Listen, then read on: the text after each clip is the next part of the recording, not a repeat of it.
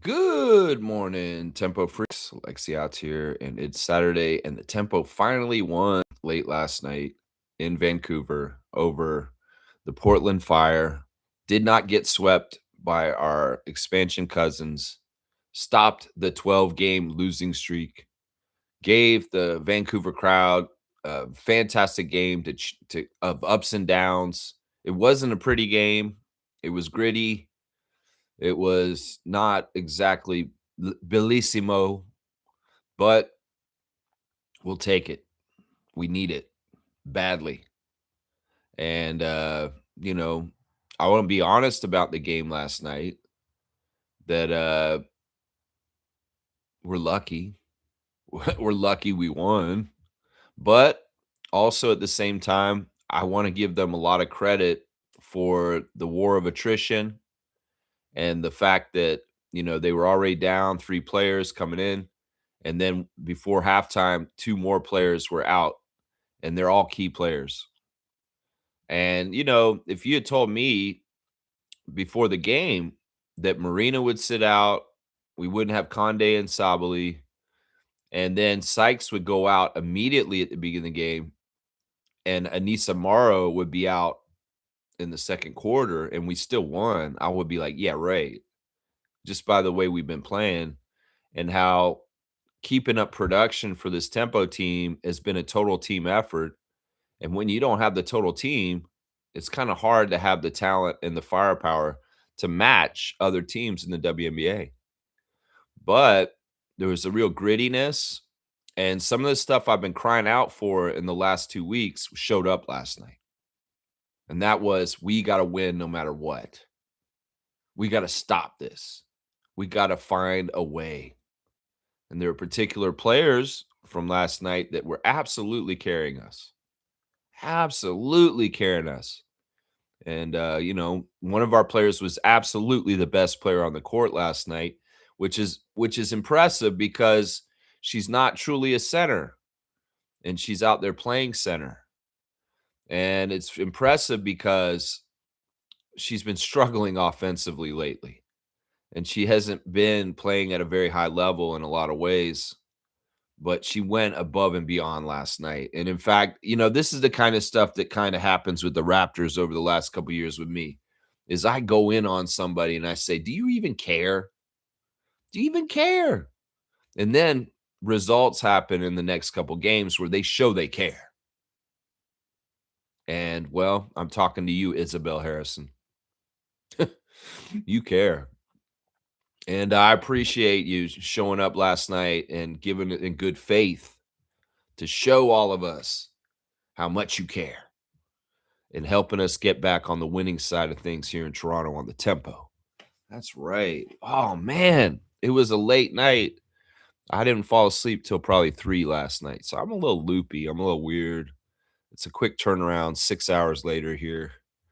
And, but it's worth staying up. I was so stressed out, though. This is probably the most stressed out I've been in the last quarter of a game in a long time.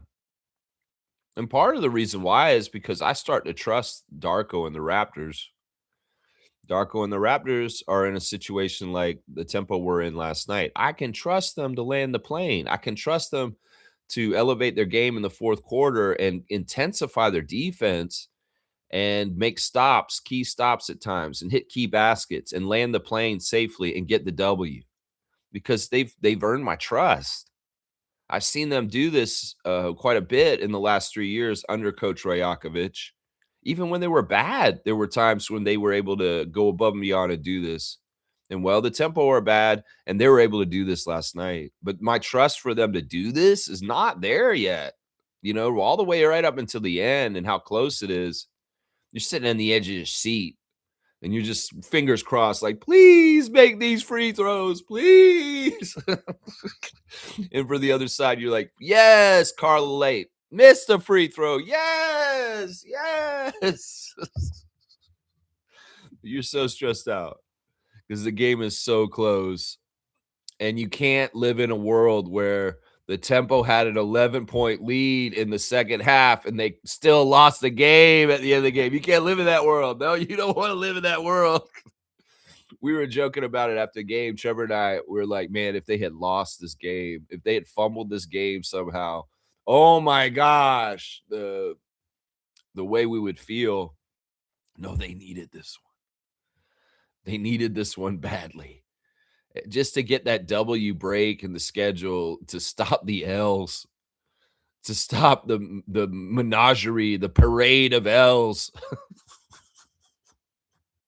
We just don't need it. We don't need that parade of L's. Stop it with the W. That's right. That's what you gotta do. You gotta stop the L train with a W. So the L train stops at 12 cars and you don't have it going anymore. And now in some ways you're safe because there's only 8 games left in the season. And if you lose all 8 games out, that's only an 8-game losing streak because you've lost 12 already in a row. So in some ways, all the pressure's off. I mean, until they had won and beaten this losing streak, all kinds of pressure on them. All kinds of pressure because you're going for records of futility, and you don't want that. You don't want that. They start showing that graphic up on the screen of all the longest losing streaks of WNBA teams in their expansion year. And you're like, yeah, I don't want to be like the Chicago Sky. I don't want to be like the Atlanta Dream who lost 20 games in their first season ever. No, we don't want to be that 20 games in a row. No, we don't want to be up on that list high. So this W was necessary and needed and earned in some ways, but also handed to us to a degree too. I'm not gonna lie. Roy Giblian and the WNBA refs were looking out for us. I mean, I won't be wrong. I do a ref report, manipulation report, and I'll talk about how the refs do. And the refs were trying to help us win. Like seriously, in some ways it's no good for the tempo to have too much futility because it could turn off fans in the beginning of their journey right away and we lose them forever.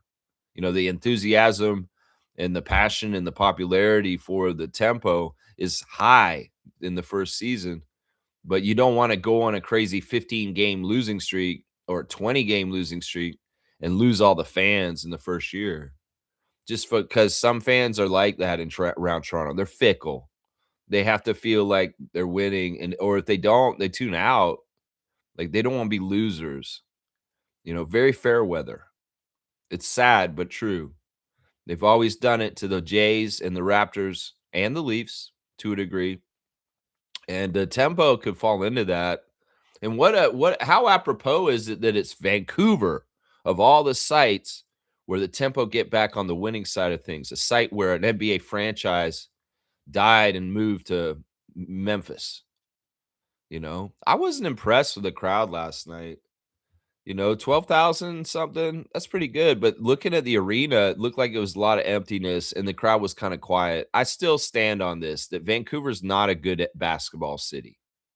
I still stand on this. I know that Grizzly Truth and that girl Cat that made that documentary, and there's a lot of diehard people in Vancouver that are like, no, we want a team again. Yeah, but there's not enough of you, and there's not enough passion. I was telling my dad last night watching the game, it's like Vancouver's got egotistical sports fans who only care about themselves, not a team.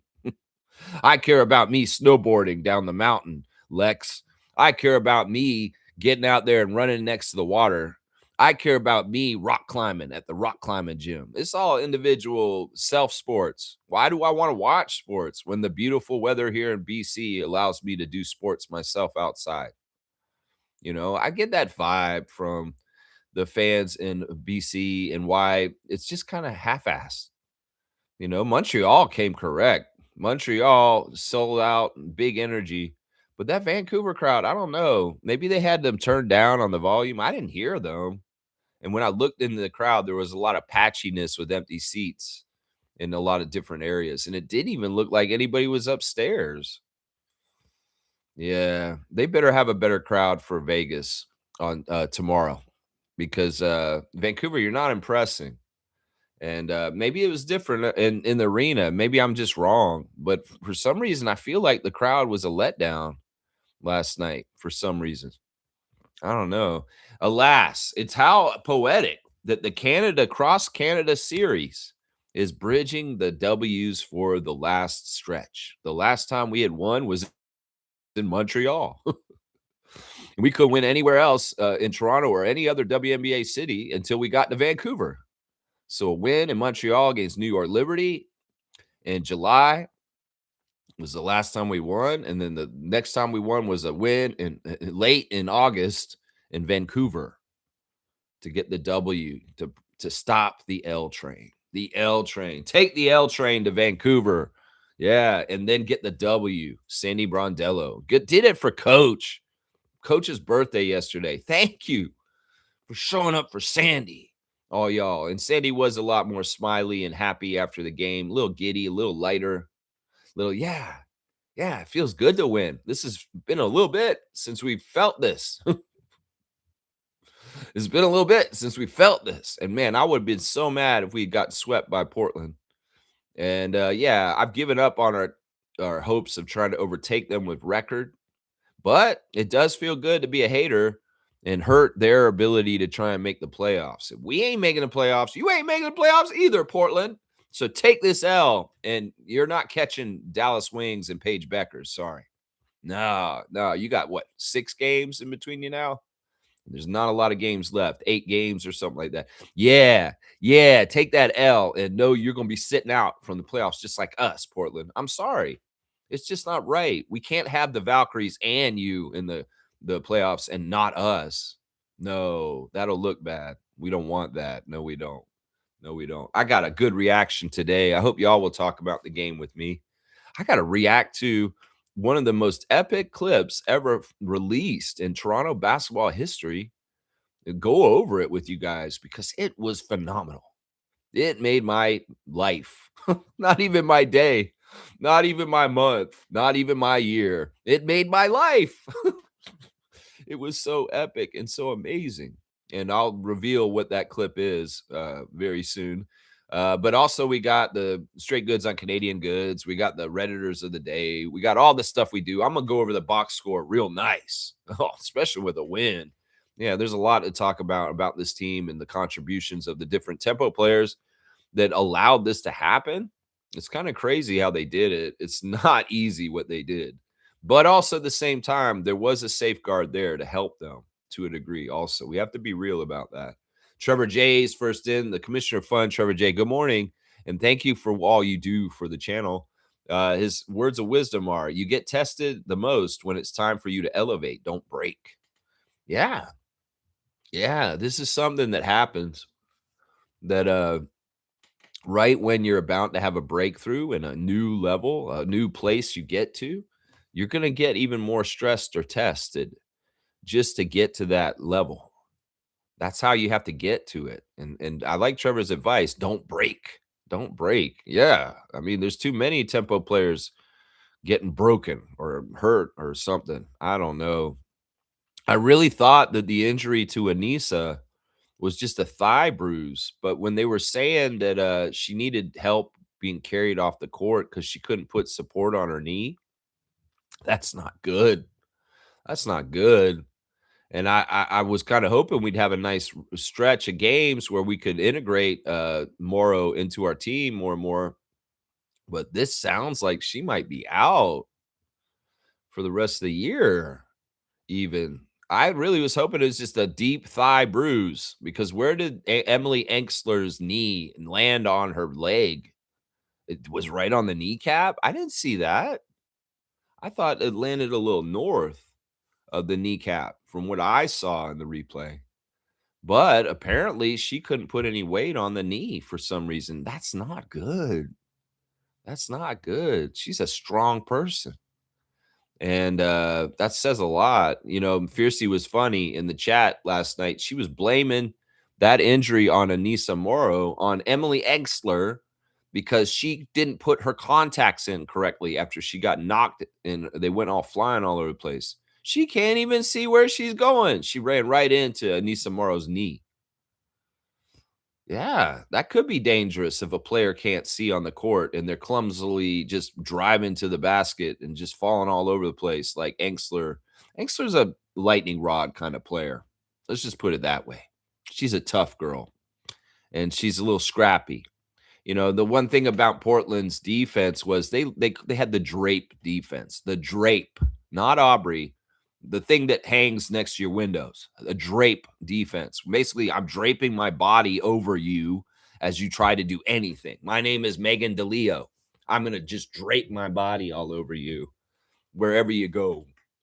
Yeah, there was a lot of draping done by the Portland Fire last night in their defense. And in some ways, that can cause injury. Just, I'm going to just put my weight on you in weird ways and lay on you like a drape. That was the drape defense. They did call them for it a lot, but it was a lot of contact. It made the game tough. It made the game gritty. That made the game orange is the new black, which is what I call a Portland Fire team. They're orange is the new black. Yeah. Yeah, they're a weird team, man. But they're fun, and I like their colors. And of course, we love Miss Bridget, Miss Canadian Bridget, who was killing us in the first quarter, bombing 3 threes right away and getting 10 points in the first quarter.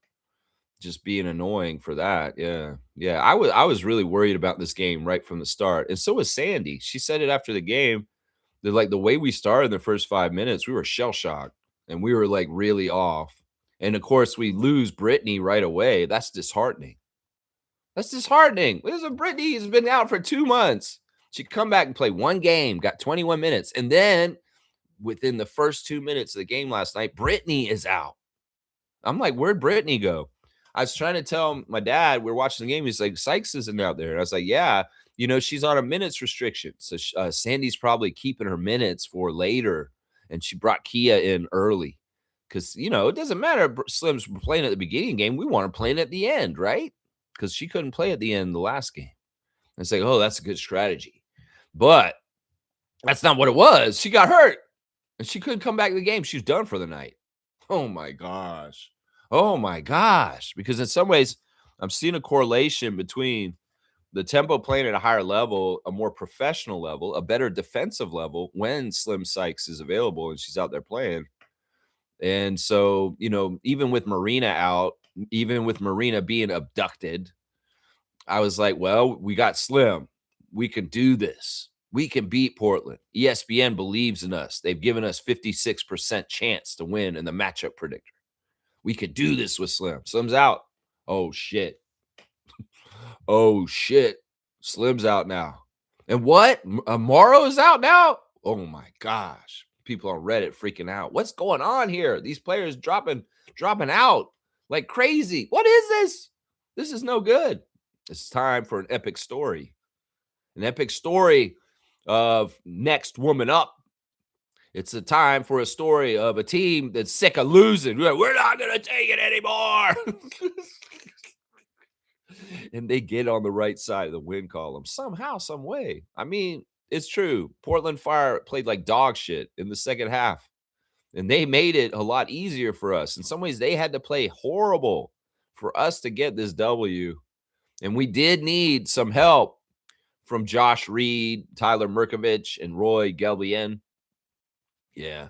A poorly timed challenge from Alex Sarima and the Portland Fire and wasting their challenge, which honestly, this is the whole thing with that play. Carla ran into Laura way before Laura. Carla jumped up on Laura's shoulder, and that was the initial foul, the first contact on that play. And when Laura did the little move with her arm that looked like a hook, that was a natural basketball move to the basket. She wasn't clearing her out. She was trying to draw energy to propel herself as she drove to the basket. But from the angle, and especially with the Ion announce crew, who's totally American biased for Portland in weird ways, that was definitely a foul on Yuskata. She's going to the basket, and she hit her with the elbow in the side. No, but Carla Late jumped on her shoulder like a parrot and made her a pirate. Yar, yar, I'm on your shoulder. Yar, Polly, what a cracker. Get off my shoulder, you little Portland Fire parrot. Yar, yar, made her a pirate because she jumped up on her shoulder, just like a parrot would be on a pirate's shoulder. And that's where the foul happened. But no, Portland say, challenge that. That's a foul, offensive foul on Laura Yuskata. No, because Carla jumped on her shoulder first. And honestly, the move that Yasgeda made was a natural move going to the basket. And she wasn't trying to clear out. She didn't have her arm on her. She just kind of came around like this a little bit, trying to get propelling towards the basket. Well, that was a bad challenge call because they lost their challenge. And then later on in the game, there was an instance where they could have challenged and it would have had a huge key impact on what happened in the game. Yeah. Yeah. Yeah. The first half, the refs were bad towards us. The refs were calling really unfair shit. In fact, they shaved 2 points off the tempo score. 2 points. 2 points. They shaved it. First of all, I believe that Isabel Harrison three was a three, but they said her toe was on the line. That's bullshit, man. That is bullshit, especially when a team is behind and in some ways, they need anything going. She was not really on the line. And other people, they would have ignored that and gave the three instead of the two. But that was just a slap in the face. It's like, here, tempo, here, you want to have an L train still because futility. And, we're not even going to give you an extra point for that long shot that Isabel just made. And we're going to call it as a two instead of a three because her toe is on the line. That's the first point they shaved. The second point they shaved from us was a lane violation on Kiki Rice when she was shooting a free throw. The violation, who the hell was it on? I didn't see it. And when the hell did they ever call offensive lane violation where they scrub a made free throw? No, they don't ever do this in the NBA or the WNBA hardly ever anymore. People jump in the lane early all the time. Who's really watching the lane for lane violation on free throws and calling it consistently? Nobody, because that shit happens all the time. People jump in the lane. The ref jumps in the lane early on lane violations sometimes. Watch Scott Foster in the NBA when he's administering the free throws and he's standing underneath the basket. As soon as somebody goes in their motion, he'll start walking in the lane. I pay attention real close. So why the hell did y'all hurt Kiki Rice, taking a point away from her by giving us a frivolous, fucking stupid ass lane violation? I ain't seen that shit. That shit is for high school basketball. That shit is for lower levels of basketball. This is not shit for this. Come on. You can wipe that girl's free throw, shave a point from the tempo score, 2 points in the first half, shaved from the game because Isabel Harrison hit a long two, and Kiki Rice had a lane violation on her free throw. No, that's bullshit. That's bullshit. In some ways, I was getting mad at that point. I was like, man, this is some bullshit. They're shaving points off of us in the first half. Well, they turned around and were nicer to us in the second half. And you know, being in the bonus and getting a lot of free throws last night saved our bacon. Yeah. Yeah. And even Fiercey and I were talking about it after the game. It was like, yeah, the refs did help us. Portland Fire fan, if you're coming in here to see this and you want to hear me say it, yeah, the refs helped us. The refs and the WNBA had the storyline that they wanted the tempo to win in Vancouver last night. Yeah, they did. And I'm grateful for it. It's not often we get the favor of the league and the wind blows on our back to propel us towards the W. But this happened last night. Sure, I'll admit it. But we still could have fumbled it. And we still got it. And there was a certain level of protecting everything in the last couple minutes and landing the plane safely, which was so nerve-wracking. So close. Any missed free throws on either side were just nail-biting. And some of the shot selection and the defensive stance and the things that happened defensively were absolutely edge of your seat, pull your hair out kind of shit. Oh, man, this is an epic game, though. This is a game that's going to go down the history of the tempo in the long run for being important. Seriously, I'm going to say that right now because it is the first time we beat the Portland Fire, and it is the first time we played in Vancouver as the Toronto Tempo. And it is an important game that ended a 12-game losing streak. Yeah. Yeah. Oh, my gosh. Tempo finally came out of that losing streak with a win over Portland Fire. That's right, Trevor. Yeah, that's the whole stream today. That's our reaction for the stream today. That's right. Trevor's brought up the news that I was right, and this is the call, and this is the right fit, and this is where he's landed. DeMar DeRozan is reported to be signing a veteran minimum deal with the Denver Nuggets for 1 year. I was just saying yesterday that it'll be nice. DeMar's on the Nuggets with Jamal Murray of Kitchener playing with a kid who looked up to him earlier in his career. and it's gonna be a dream for Murray to a degree, you know? It'll be cool. I think there's a lot that Jamal Murray can learn from DeMar DeRozan and get better himself. You know, people talk about people playing with Kawhi, Kyle Lowry, and getting better from seeing how they are and working. You know, at this point, if you are on the Pacers and you play with Pascal Siakam, you're learning from him, and he's learning the stuff that he learned from DeMar, Kyle, and Kawhi, Mark Gasol, Serge Ibaka. Yeah. So the knowledge gets passed down. So yeah, DeMar can teach some things to Jamal Murray still, some trade secrets. You know, in fact, you know, DeMar's bag of knowledge is very interesting because he was under the secret and private tutelage of Kobe Bean Bryant. A lot of people don't know that. A part of the reason why DeMar is so OP and he is got such amazing footwork is because Kobe told him trade secrets before he died. You know, Kobe wanted to pass his knowledge down to people that were of the talent level and the aptitude and the respect level to listen to him carefully and do it the right way. And DeRozan was one of his pupils on the down low. People don't know this. Some people do, some people don't. We've talked about it on this channel that Kobe Bryant passed on sacred basketball knowledge to DeMar DeRozan. And that is part of the reason why his footwork is so excellent and why he is such a mid-range assassin. Well, DeMar could teach some of this stuff to Jamal. And Jamal could be a better player for playing next to DeMar DeRozan. Some people are crying out that this fit is awful for the Nuggets. And why would they do this? Spurs fans are laughing because they think, well, the Nuggets are going to be bad because they got DeMar this year. Listen, that tag on DeMar about being on losing teams is not totally fair. He's been in bad luck situations to a degree since the Toronto Raptors. And it's not fair to put all the futility of the different teams he's been on. He's been on teams that have been poorly managed and in some cases not trying to win on purpose to get a giant Frenchman.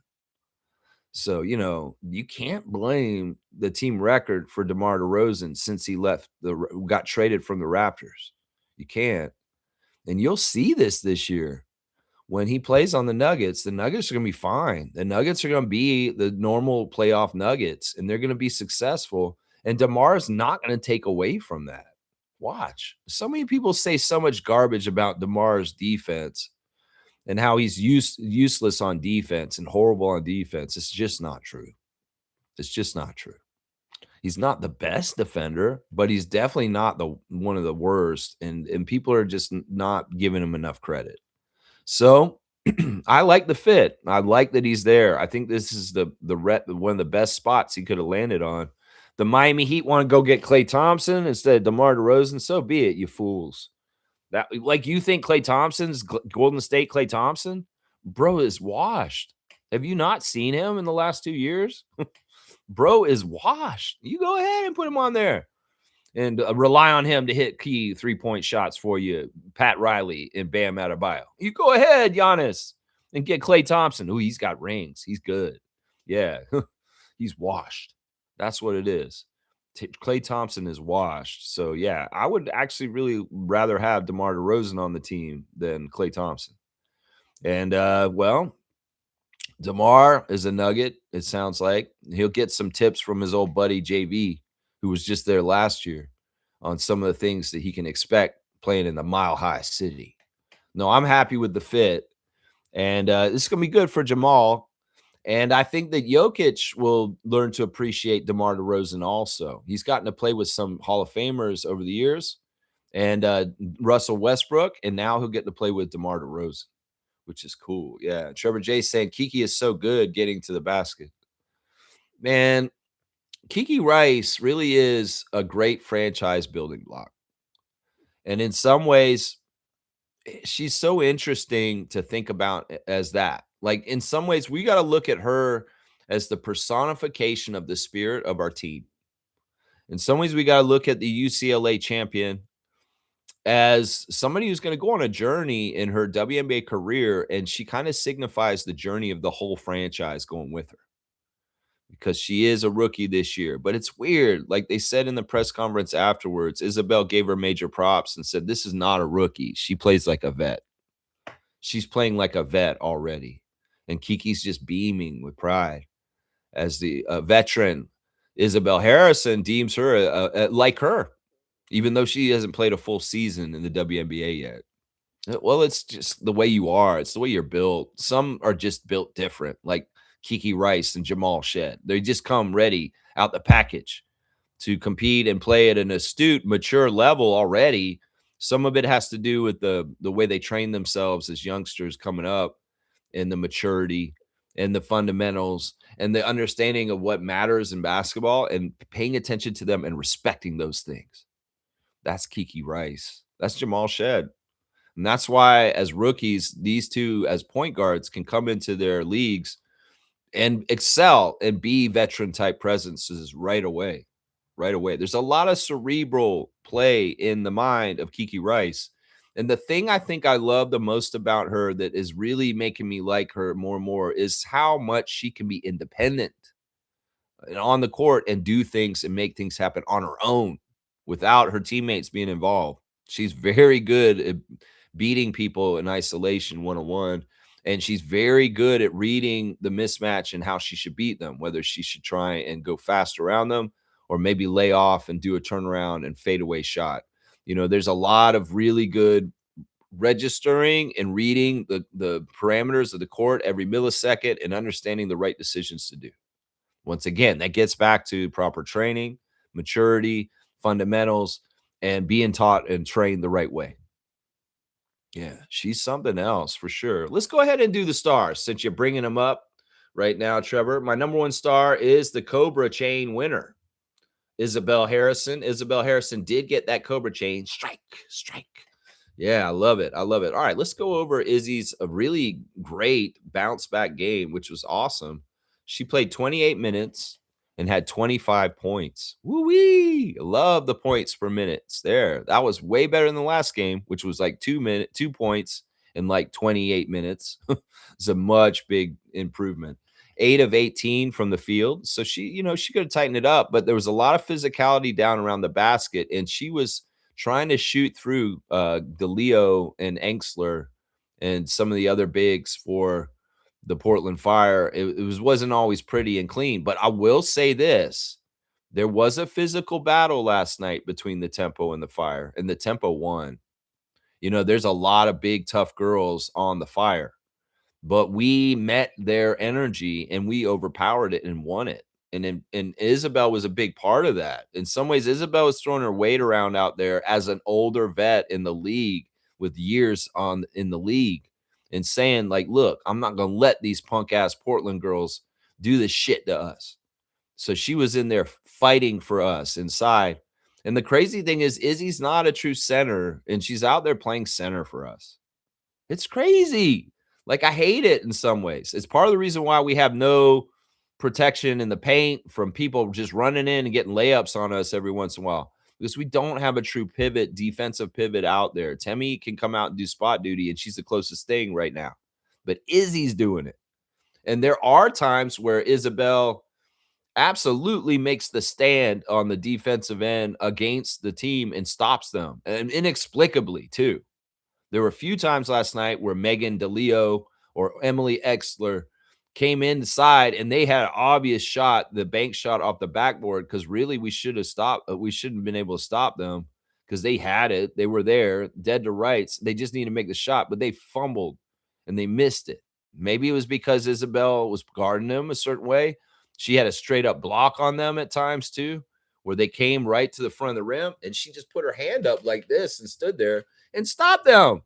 And credit to the ref crew for not calling piddly fouls and giving them free throws for those kind of defensive stands.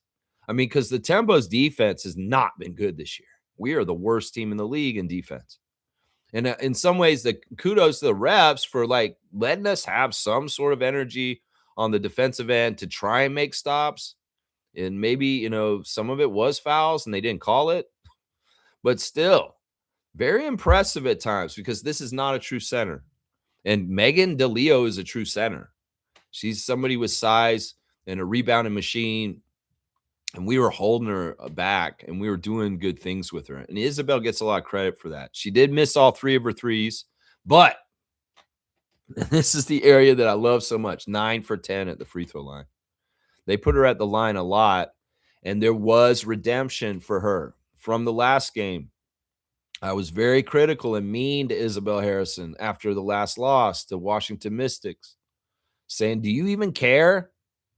You might care more about your hair and coming in the game and your fit and how you walk and how you look more than you care about the game or getting the W. Do you even care?" And as she said, "Well, I don't know. She heard me in the ether somewhere. A little voice came into her head, said, somebody on the YouTube is saying, do I even care?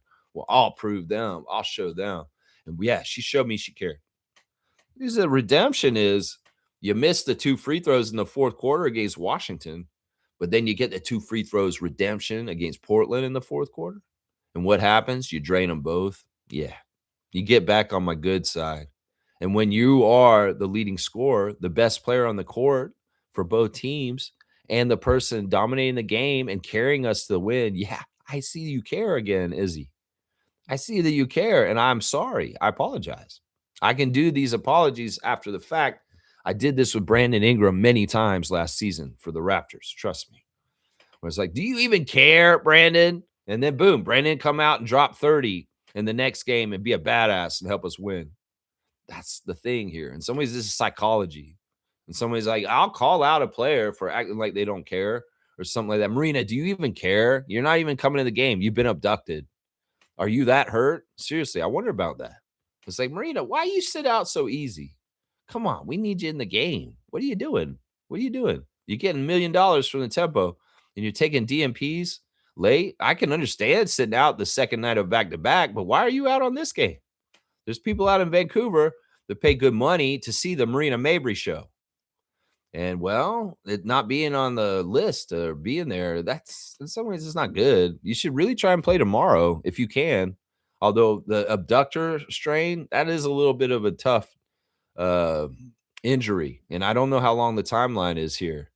But still, I don't like when Mabry's not out there because in some ways Mabry's our Hulk Hogan.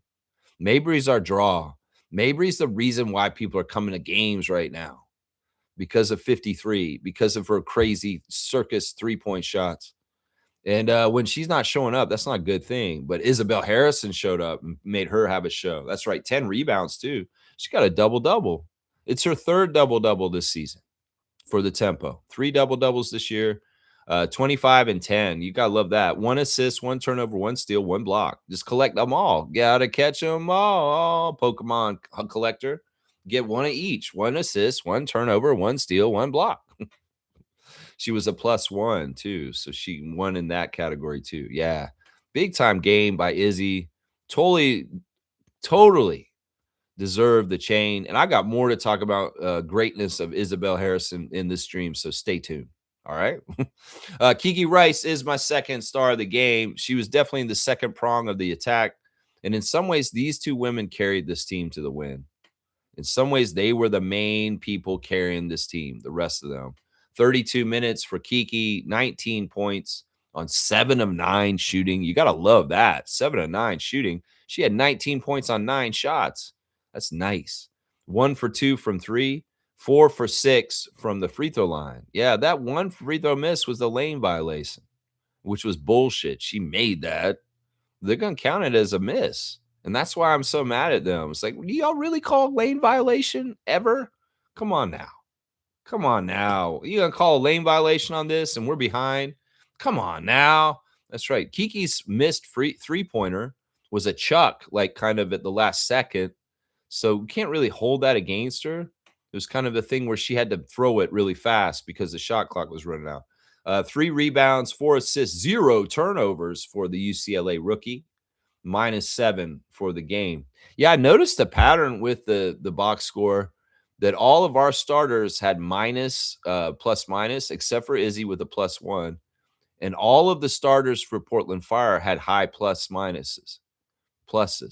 But it was reversed for the bench.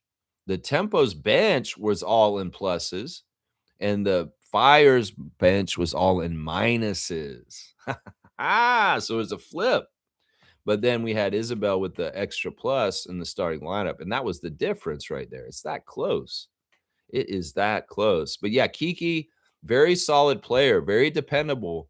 When things are pressurized, like whether it's a lot of pressure from full court defense from the other team, or it's a late game situation, the game is close, and we need to make sure we don't turn the ball over and we need to make sure we get a good shot. Why do I have the most confidence in our rookie from UCLA in those situations and all that ways? Maybe it's because she's dating Cason Wallace and he absolutely guards her up tight, just like an NBA top level defender that he is. And I know that she can withstand any WNBA player trying to come at her to steal her handles and steal the ball.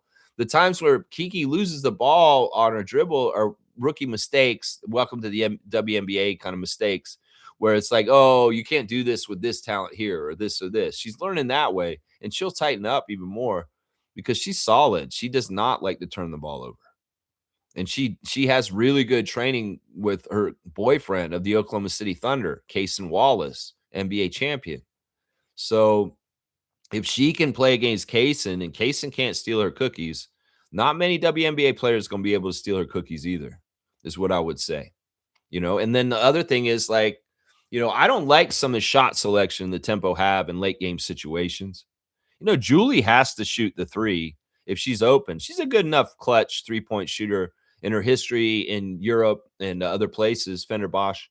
But I do not like the threes coming from Isabel and Anissa just as shots. That's not good shot selection to me in key situations. The right person to shoot it from the outside possibly is Kiki with the personnel we had last night. And also, I love Kiki with the ball just in her hands, trying to break down the defense by herself and going into isolation and just trying to do a dribble. We saw at one point Kiki Rice did this amazing meandering slalom up the court where nobody else touched the ball. Actually, they did. She did drop the ball off to Isabel, and then Isabel gave it back to her. But she dribbled up. She went around the defender like this way and then came around and went that way and around and just really fancy crossover dribbles, really good ball handling, and then gave the ball up, but stepped back outside the 3-point line. Isabel flipped the ball back to her, and then the shot clock was running out, and she drove down the middle of the lane and made this crazy underhanded basket where she flipped it up underneath defender's arms and it hit the back of the glass and just fell in. That's a baller right there. That's a baller. She recognized the clock. She knew how much time she had, and she went against like 3 defenders and got the ball to fall in. That's a baller. That's a baller. She had another play where she got hit and the ball dropped in. It was kind of like that shot against Chicago or no, Atlanta in recent weeks where she hit it a high off the glass and surprised herself. Yeah, she is money like Mabry. But the thing is, she's more steady and reliable than Mabry. And in some ways, I trust her the most out of every single Tempo player on our team, even with Sykes, that she's going to do something good and make something happen, whether we need her to protect the ball or make a basket. It's crazy that she's like this already, guys. We were really lucky to have Kiki Rice. I think she was the best player on UCLA last year, by far. The other women are maybe tall and big, but she was the leader, and she is the heart of winning for that UCLA Bruins team that won the championship this year. There's no doubt of this. There's no doubt. My third star of the game is Ornella Bencole. Now, all right. Bencole. All right. You are really starting to impress me. There's some things about Ornella that we need to understand. And I love it. All right. There was a clip that came out yesterday by Official Tempo Channel. And it was the greatest clip I've ever seen in the world. It was 20 minutes, and it was revolving around the team getting to meet the mascots. But in the first part of this clip, they showed a practice clip of the Tempo at Scotiabank Arena doing a half-court shot game. And Marina laments in the video, I never win these. She's like the way she is in games, but she never wins the half-court shootouts in practice with the Tempo, which is hilarious in itself. And whoever edited this clip is so top notch because they made sound effects on it. Like when they would miss, it would go boing, bing. And then when they make it, it'd go cha-ching. And the sound effects editing on this tempo clip were top notch. Whoever did this, you are amazing. I'm serious. And all the work you did with Kia Nurse in this clip, oh my gosh. So good. So good. This is better than the Raptors shit. I love Open Gym. And Open Gym is one of the greatest shows ever made in the history of anything, television. I'll say television because it does show on television. The show that the Tempo are going to be making and coming out that Jeff Landicho is working on is going to be so good, y'all, because these women are hilarious and they're so funny behind the scenes. And we got that scoop from this mascot reveal clip. But one of the things I want to talk about first, because I want to review this clip even more deeply on this show today, is the 3-point shootout, which Mabry clanked. Kia did hit a shot, and Kiki hit a shot, and then Ornella hit a shot, and they were having the finals, and it was the three-way between Kiki, Kia, and Bancole. Well, they showed the misses of Rice just a little to the left, and then Kia missed, but Ornella made it, and Ornella won the 3-point, half-court shot contest, and it's like really good form. So we're starting to realize that Ornella Bancole of France is a dual-sided player. Sandy's been using her this past week as a defensive stopper. She put her on Caitlin Clark. She put her on Paige Beckers. She put her on Sonia Citron. She put her on the toughest guards on the other side to try and lock them up. In some ways, it's like OG shit. It's like, let's give you some Ornella-itis. It's like OG-itis. I used to call it back then when the great Anunoby used to rock the Raptors red. Yeah, OG-itis. We won't give some OG-itis to somebody because somebody ain't scoring tonight. You're coming down with a case of OG-itis. Well, we might have some Ornella-itis coming. Seriously. Because Sandy's using her as a specialty player to go out and stop people. And she's somewhat effective. I mean, she just showed up. She doesn't really know this league, and she's covering up people really well. In fact, she's doing such a good job. She was a plus 17 yesterday in the highest plus minus of anyone in this game. And honestly, it was amazing. Like, seriously, on the down low, Bancole was huge for a reason why we won. Because not only did she play cover-up defense really well, and was very active with her arms. She's just running around everywhere and kind of just doing this as much as possible. She hit a couple of corner threes, and they were timely threes that really helped us at moments of things. So Ornella Bancole, my third star of the game after Isabel and Kiki, 16 minutes, 6 points on 2 of 4 shooting, 2 for 2 from 3 in the corner, 1 rebound, 1 assist, 1 turnover, a plus 17. The stuff she was doing is not totally on the stat box. There's a lot of shadow box work for Bancole in its hustle. It's covering people up. It's just staying in the scheme of things. It's being a defensive specialist, but also good for threes here and there. And seeing you win the half-court 3-point shot contest at practice the other day for the Indiana game, Ornella is fantastic. You're a keeper. I think you're a keeper because you're a specialty role player off the bench that is very useful for our tempo team in the future. So I'm deeming you a keeper as of last night because you can have a winning impact. I saw it. You're a keeper, Ornella. I want you to keep around. I want you to stick around. I need you on the second year team of the tempo. I need you on the team next year. Okay. Can you come back? Please. That's right. My 4th star of the game is Yescada. Laura's not pretty. Laura is clumsy. Laura is interesting. In some ways, she's a rookie, but she's not. In some ways, it's like at one point the announcer said, it's like she's a rookie, but she's 28 years old and she's a 2-time EuroLeague champion. And she's doing a vet presence for the tempo in this game tonight. That's exactly right. There were so many times last night where Laura recognized situations and was aggressive and took advantage of them. That's very cool stuff. Whether it's putting the ball on the floor and driving, whether it's getting to key spots, whether it was her hustling down loose balls. We saw her set a leadership energy of I'm going to get after it. And that's infectious. You need people like that. You need people like Scotty Barnes to get out on the court and get after it because the rest of the team will do it just like you. And, there were a couple of loose balls and rebounds that Laura Yasketa traced down last night where I was like, oh my gosh, you go, Laura. Look at her. Look at her run down the ball just now. She really wants it.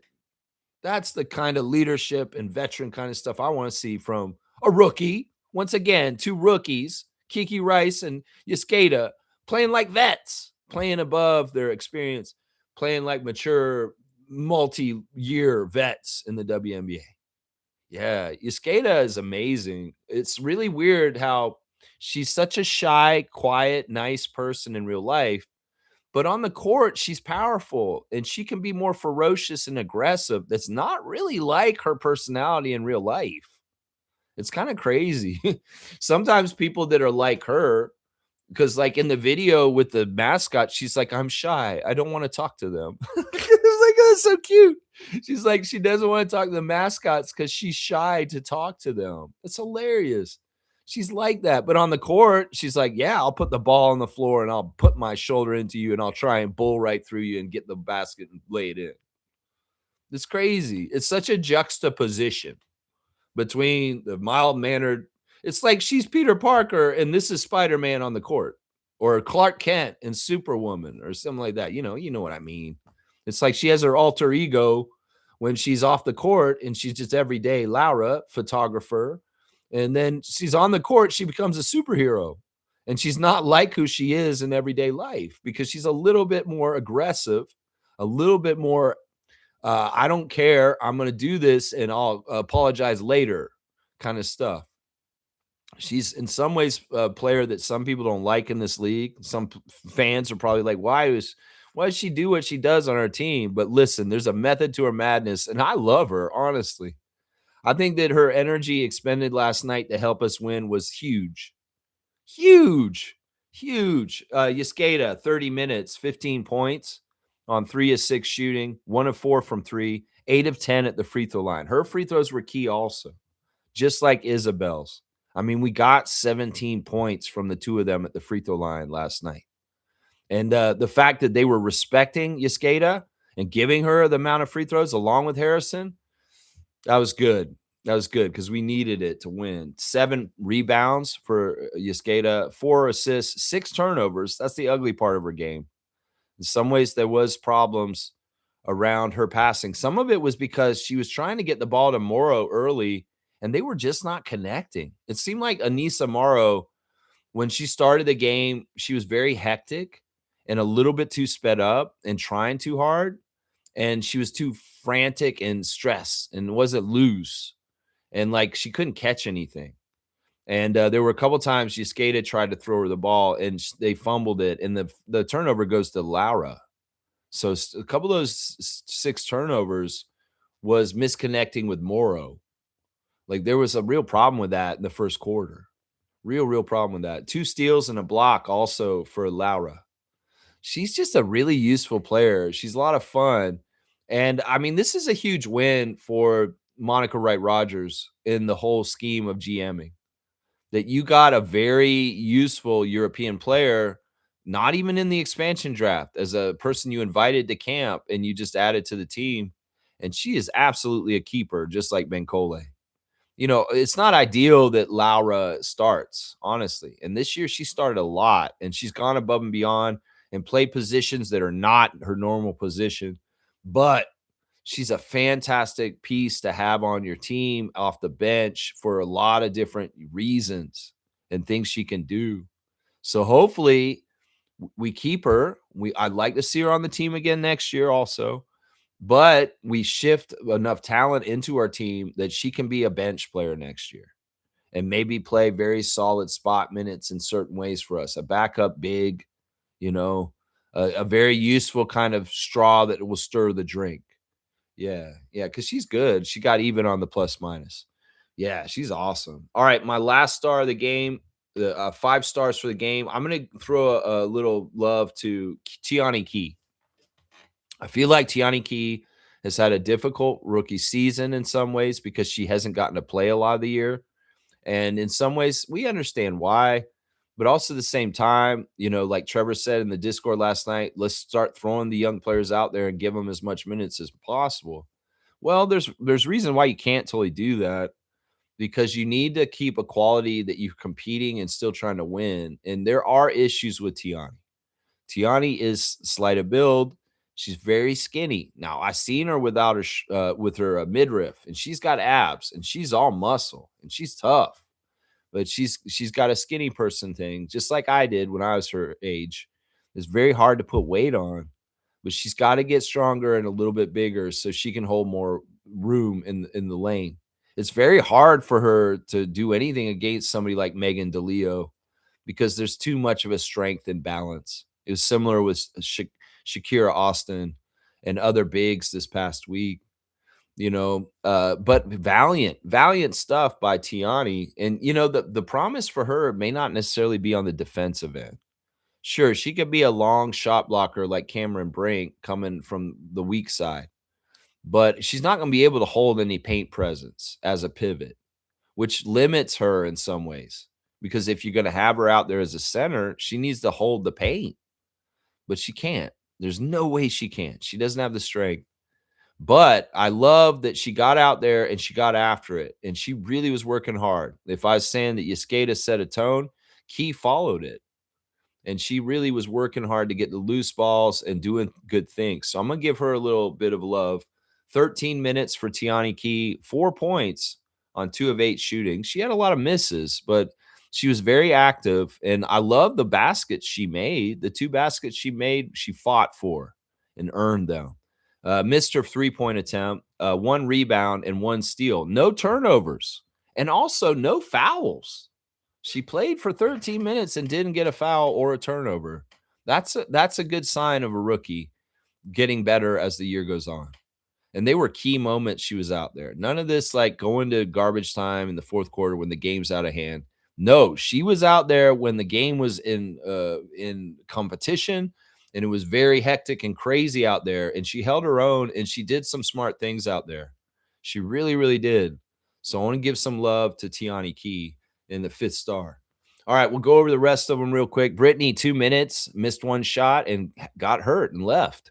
It sucks. Julie Alamont had key moments at times to help this team, and she was essential for us to win last night. In some ways, the veteran leadership of Julie and the professional leadership of her helped in this game. And in some ways, I give her an honorable mention as a star. 31 minutes for Julie, 5 points on 1 of 4 shooting. Yeah, she made that 1 3, and that's it. And then she made 2 free throws out of 3. It's weird when she misses a free throw, especially when it's a crucial time, because she's such a pro and she's such a champion.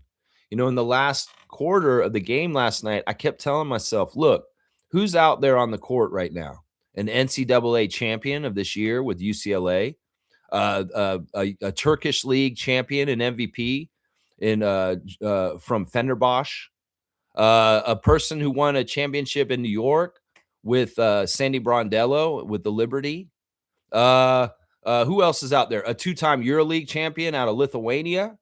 We have winners on our side with pedigrees that win.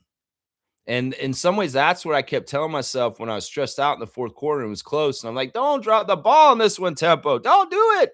And I was like, but wait, Lex, look at who's out there. You got Kiki Rice of UCLA. You got Julie Alamont of Fenerbahce. You've got some proven winners, people that have been there and know how it is to win. Just trust them. They're going to do it this time because these are women that have resumes that look good before them. And that's part of why you want to build your team with proven winners, because when it's winning time, they know what to do to take care of it, even if you're not winning a whole lot recently. And Julie Alamont was a part of that for sure. She had 5 rebounds also. Love that. She chases down the ball just like Yescada. There's a loose ball and it's out there. She's running it down. Even if she's the furthest place from it, she will chase down the ball and get there before other people because she's like that. Julie, 6 assists, 2 turnovers, and a block. She had that 1 block. It's so crazy how good she is in low post defense. She really does have that Lowry aspect of like, okay, you think you got a mismatch because Lowry's in the post and he's on defense?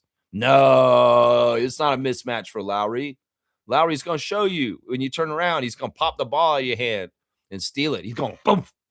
Well, Julie has those kind of instincts too in the smart way. And she had a very crucial defensive stop with a block on a fast break for Portland, which was crazy because they had an advantage, a woman advantage with players coming down. And Julie was the paint protection and the person that got the last line of defense in there, which is crazy. She was a -4. But yeah, you know what? She's essential for this win, even if she only got 5 points. We only had 3 players in double digits. It's crazy. Only 3 players scored double-digit points. It's absolutely crazy. Morrow, 7 minutes before she got hurt. 0 for 2, missed only 3. She had 2 rebounds in the 7 minutes and a turnover and was a +3. She was just having a hard time already. She was getting frustrated, and things were not going right for her. I hope that her injury isn't that bad. We've got to find out because in some ways it's going to hurt us for the rest of the year if Morrow's out. Tammy got in there for 26 minutes, and she was a solid vet presence.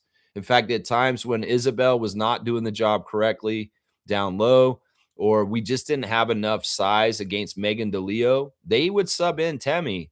And Tammy was the answer for a veteran pivot kind of presence to just kind of hold things down a little bit. In some ways, with Sabali out, in fact, Benlay is the best option for defensive center because she is the absolutely true center out of everybody left. She's not even a true center in some ways. Some people would like to play her at 4 and have a bigger player next to her, on other teams. But in fact, Benlay 3 points on 1 of 4 shooting. She missed both her threes last night. 1 of 2 at the free throw line. I hate seeing her miss a free throw. 4 rebounds, 2 assists, 1 turnover, 1 steal, 1 block. A +3 for Tammy. Kia Nurse is fun. I'm going to say this about Kia Nurse's season on the tempo this year. It's been a huge success.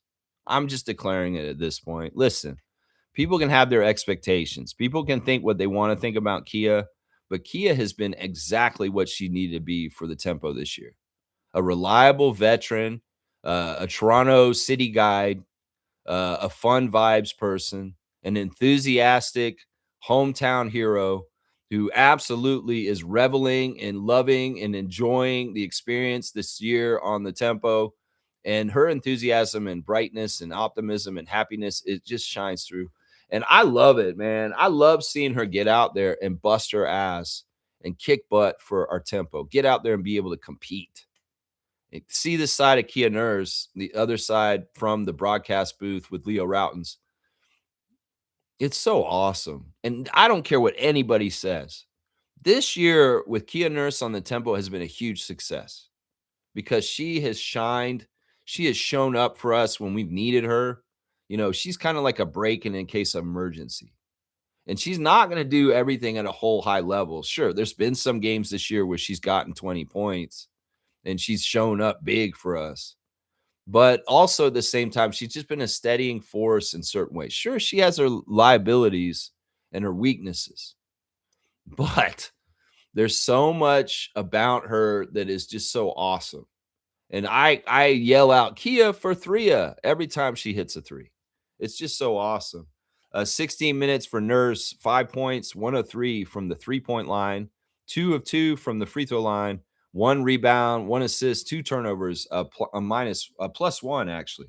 A +1. Yeah, just good stuff. Good stuff. And wow, not a team effort really, because it really was 2 women carrying us overall in Kiki Rice and Isabel Harrison. But man, what a gritty win. And really, you've showed me something, Izzy. You really did last night. You showed me something. On the other side, let's give a little bit of flowers to the other side. Bridget Carlton was the leading scorer with 18 points. She was 5 of 10 from 3 and 5 of 13 overall. She started hot. She disappeared for half the game in the middle. And then she started to try and get going in the fourth. And I was getting worried then. I was like, you cannot let Carlton get back going and get caught because she will beat us herself single-handedly. I mean, she did earlier this year. She hit the game winner to beat us in the first time we played them this year. So, yeah, You gotta watch Carlton, and it was good that she was kind of, not totally at her best powers in the middle of the game, and at the end, she was kinda stifled and missed shots at the end. She did look like she was starting to heat up again for a second there, and I was like, "Oh, no, we don't need Carlton to get going now. Not at this point in the game. No, we don't." Yeah, Megan DeLeo, 14 points. She was interesting. She was complaining a lot. She's kind of it's weird how much the, Engsler and DeLeo missed shots close to the basket. Like, they're right there, and they could easily made them, and if they gone in, they probably woulda won. But there was a lot of missed bunnies and weird shots that they missed. Some of it because of our defense, but some of it just, like, inexplicably they missed. It's crazy. Absolutely crazy. Yeah, that's all I'll say about them. Toronto girl, Sarah Williams off the bench with 10 points off the bench. Going to the team stats, let's go over them real quick because they're very interesting. We won this game at the free throw line. That's just purely the truth. You know, we shot better than them though, 42% to 39% from the field, and we got less shots, way less shots. They manufactured 11 more shots than us, and they made 2 more field goals than us. Even we beat them at the free throw line. On the 3-point line, they beat us 11 threes made to 6 threes by us. With no Mabry and people like Slim out, we only made 6 3-pointers last night, and we won. That's kind of crazy, actually. Thank goodness they're not a really good 3-point shooting team, and they got like close to 20 threes because we would have lost. Yeah, free throws, big, huge one, and this is probably where the Fire fans are crying foul, literally foul. Too many for the tempo and not enough for us. 17 foul shots for the Fire and 33 for us. That's why I'm saying the refs were looking out, guys. Because in some ways, look, it's not that we're any different team than these other games, and the free throw imbalance for the other team. You can say, "Oh, it's because we didn't foul you. We didn't foul you." Well, that's bullshit. Honestly, the refereeing can be a subjective art, and sometimes there's storylines. And I'm not gonna lie, there was probably a WNBA storyline that the Tempo needed to win in Vancouver last night. And in some ways, one of the ways to help is, the teams in the bonus, put them on the line, let them shoot free throws. And we got to make them too, though. So we shot 79% at the free throw line. They shot better at the free throw line, but they got half the free throws that we had. I'm not mad at it. We just need the win. But Portland Fire fans, you want to hear me say that? I'll say it. It's true. It's true. But hey, we need the W so bad right now. I'm just gonna say that. We out rebounded them, which is actually a really impressive 34 to 27 because they are the bigger team. They have the bigger players overall. They stacked their team in the expansion draft with big players, and they drafted big, and we didn't. And like I said, we're running Harrison at center, and that's makes us undersized immediately. They got Pooch, they got DeLeo, they got Engsler, they got a lot of women that can hit the boards and grab those boards, and they fight for the boards like it's a prison fight out there. I know they're scrappy. They like to be physical, Portland Fire, but we beat them on the boards, and you got to give a lot of credit to Isabel Harrison for that in her double double. Got to give her a lot of credit. Assisted turnover ratio was not that great either. We got beat there too. Portland Fire, 22 assists with 14 turnovers is better than ours. 19 assists with 15 turnovers for the Tempo last night. That's not good. That's not good. It's not a good ratio. So we got beat in that category and we still won. That's crazy. Fast break points, only 11 for us, but they only had 4. Points in the paint, we did win that one too, which is surprising considering, once again, that was the bigger team against us. 36 points in the paint to 32 for them. Yeah, and they led a lot of the game. They had a 13-point lead early. We had a 12-point lead later. And, we coughed it up, and it became a close game, and we won by 3, 82 to 79, the final score. They outscored us in the fourth quarter. In the first quarter, we got them in the middle quarters. The second quarter was key for the Tempo. After playing so bad in the first quarter to start and having to make up they were tripled up at one point. It was 18 to 6. Having to make that up in the second quarter, they did a really good job. Now, Portland, just like us, went through scoring droughts, periods of time where they could not buy a basket. One of ours was really at the worst time. It was in the fourth quarter. They kept talking about it on the Ion broadcast. The Tempo have not scored in the last 5 minutes. I'm like, "Oh my gosh, shut up." And that was when they were coming back on us when we had double-digit lead.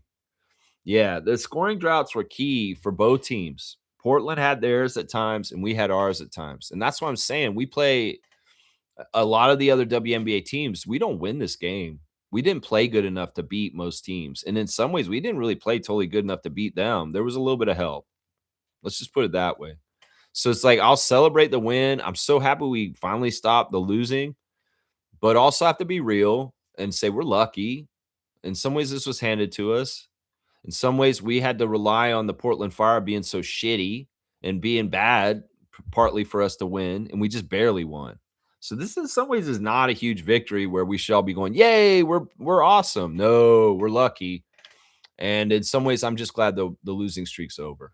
Yeah, that's my look at the box score right there. I know it's a long look, but there's a lot to go over about the game last night. There's a lot. Yeah. Fire had no answer for Harrison last night. Yeah, I mean, that's kind of true, but they did. It's just that they didn't play good enough in some ways. That's it. You know, you can say no answer. I don't know if that's the right right way to put it. I think that Isabel was aggressive and made herself the top woman on the court. And that, every night on an NBA or a WNBA court, anybody could step up and be that person. Most of the time, it's a designated franchise player or a top player. But, you want to be the leading scorer in the whole game between both teams. You want to be the top person on the court that decides the game. And well, Isabel was that. She saw the opportunity. It could have been Carlton. It could have been like late. It could have been a couple different people, but Isabel took the opportunity, the brass ring, and ran with it and did it. She did it. She has veteran know-how, and she understood what it takes to do that, and she did it. She did it. Yeah, Isaac's here. Good morning to Isaac Campbell, the benevolent one, holding it down in the nation's capital of Ottawa. Stay united and resilient, Canada. Trump's shelf life is that of a dusty, old, expiring bottle of American bourbon that nobody ever wanted. Yeah, I don't know what's going on with the liquor bans and stuff. I don't know what's going on with the trade deal with Carney and Trump. I don't care. In some ways, it doesn't matter what they do. I'm going to continue to do my economic decisions to buy Canadian only. I'm going to do this for the rest of my life. And I'm not stopping because I feel like either way, it's going to feed the economy of Canada to be stronger and more independent and resilient. If I, as a consumer, buy more products that are from this country or allies of our country, and I don't consider the United States an ally of Canada anymore. I really don't. In fact, a lot of the overtures and things that they're doing right now, I'll use a comparison. Putin has been doing an information war and all kinds of stupid shit to try and justify the invasion of Ukraine. Now, Ukraine has certain region that they say there's ethno Russians that live in, and they're being subjugated to this or that. They made up some bullshit for why they think they should be able to invade Ukraine. And some dumbasses around the world think that it's a valid reason and that Putin's invasion of Ukraine is fine, which is not. It's a war crime and it's absolutely reprehensible. Well, we can make the comparisons that there's a region in Canada called Alberta that they're using in this way, and they're going to try and shape rhetoric. And the United States is using the playbook of Russia and Putin in that same way. So we need to be resilient. And honestly, I don't trust Carney totally in this situation to make the right decision that's best for Canada because he cannot sell us out in a backroom deal.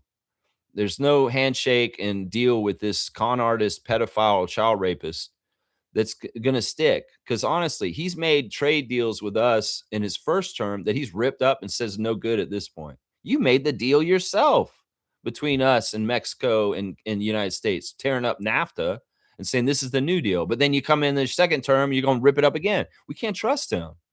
None of the thing he says is trustworthy. He can change his mind. He can lie. He can go back and forth and flip flop all over the fucking place, the orange pedophile.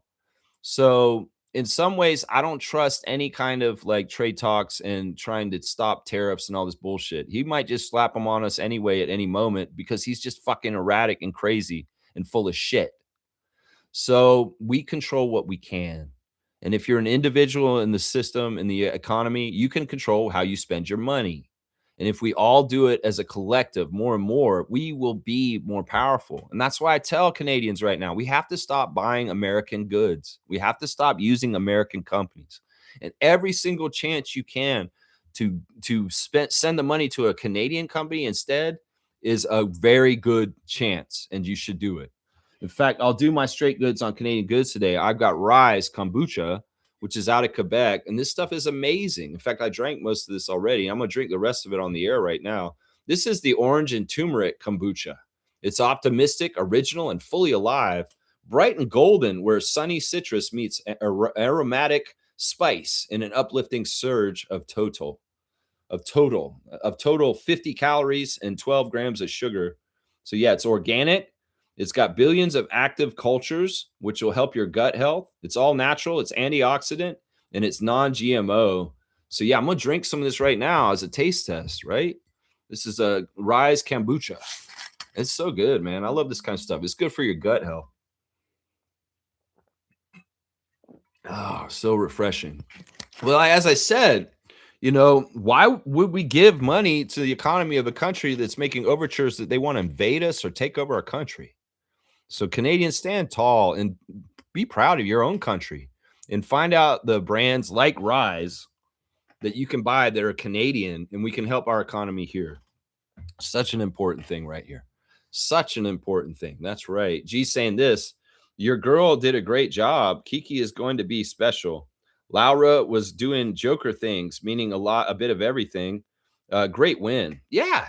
Yeah. I mean, that's an interesting comparison. Nicola to Yascada. I don't know. I guess I could see some of what you're talking about. I mean, there was some very interesting passing by Laura last night. She was kind of a little bit of a hub and getting really good passes into certain people. So yeah, I could see a little bit what you're saying with this comparison. I don't know. Come on now. This is the great Jokic. Darko would be like, you're crazy. Come on now. But no, I can see a little bit of the influence and the things that you're talking about right here, G.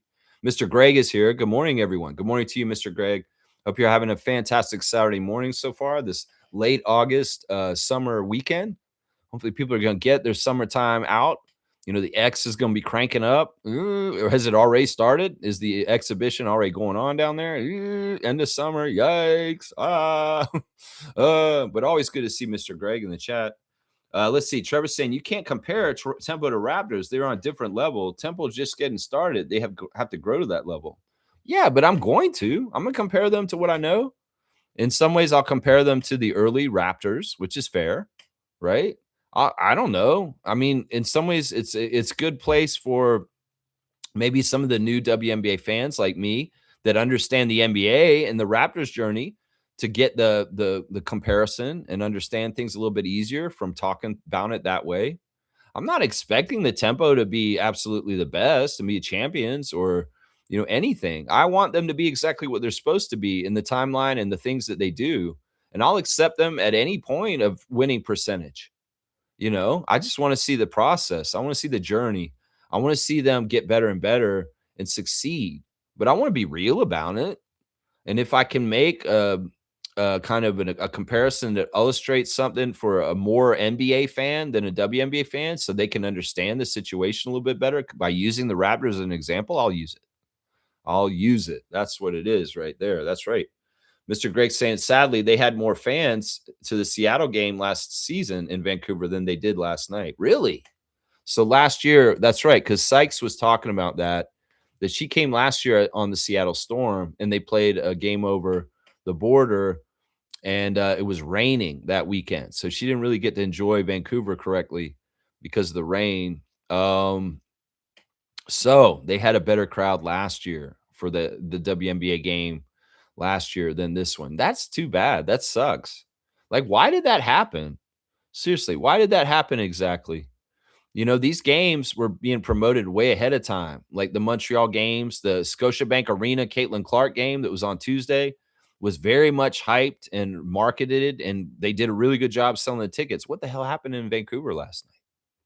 Is it going to be that more people bought the tickets for Las Vegas because Las Vegas is a champion franchise and that they're more going to come out on Sunday tomorrow?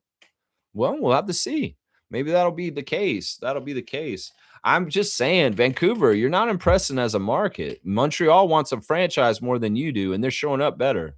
Y'all really want a basketball team back in your city, whether it's NBA or WNBA? Well, you better show up and come back, or you're not going to get it. This is how Toronto got their WNBA team. I went and helped them. I went to a game and a few years ago. It was Minnesota versus Chicago, and an exhibition and preseason in Toronto, and we sold that place out at Scotiabank Arena. And well, bam, we got the Toronto Tempo. So it's like you got to show up to get it, and that's how you lost your job. Sure, you can blame Stu Jackson and Stevie Franchise as much as you want for the Grizzlies, but y'all had your part in it too. Come on now. Seriously, you got to own up to it right there. Yeah. Yeah. Fiercey's here. Good morning to Fiercey Salsera, our 2026 Raptor Freak Trivia champion. Good morning, fam, and happy Saturday. Coach Sandy managing Bencole's playing time and finally giving Key more minutes as well. Yeah. Yeah. I mean, they were nice bright spots, both of them. I mean, Tiani's a keeper too. She's somebody obviously we should continue to develop, and hopefully she'll broaden her wings and fly in the future, especially offensive. I think her offensive side and her skill bag on the offensive end could be very, very good in the next few years with more strength and experience and time on the court. Tiani Key's got some real potential for real.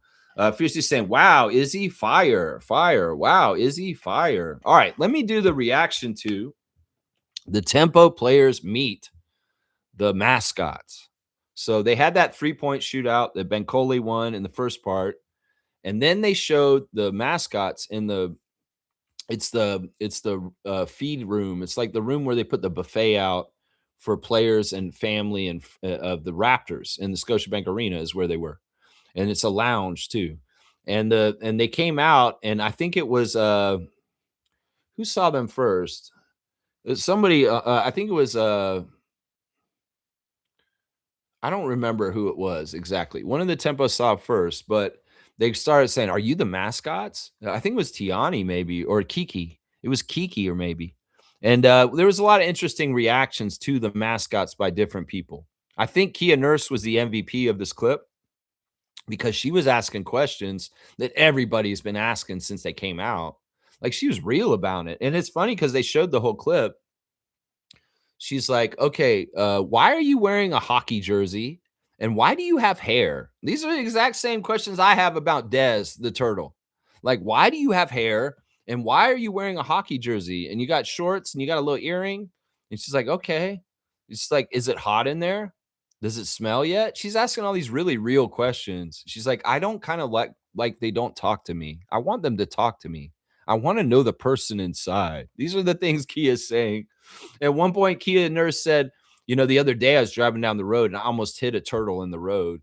And the turtle goes like this. And it's like, oh, don't worry. I didn't hit it. I avoided it. I didn't hit it. I'm like, oh my gosh. She's hilarious. Kia's just real. In some ways, it was fun to hear Kia Nurse riffing and talking to them unfiltered. And just the crazy shit she was saying. Like, Niara was skeptical of them. She's kind of like, what the fuck is going on in here?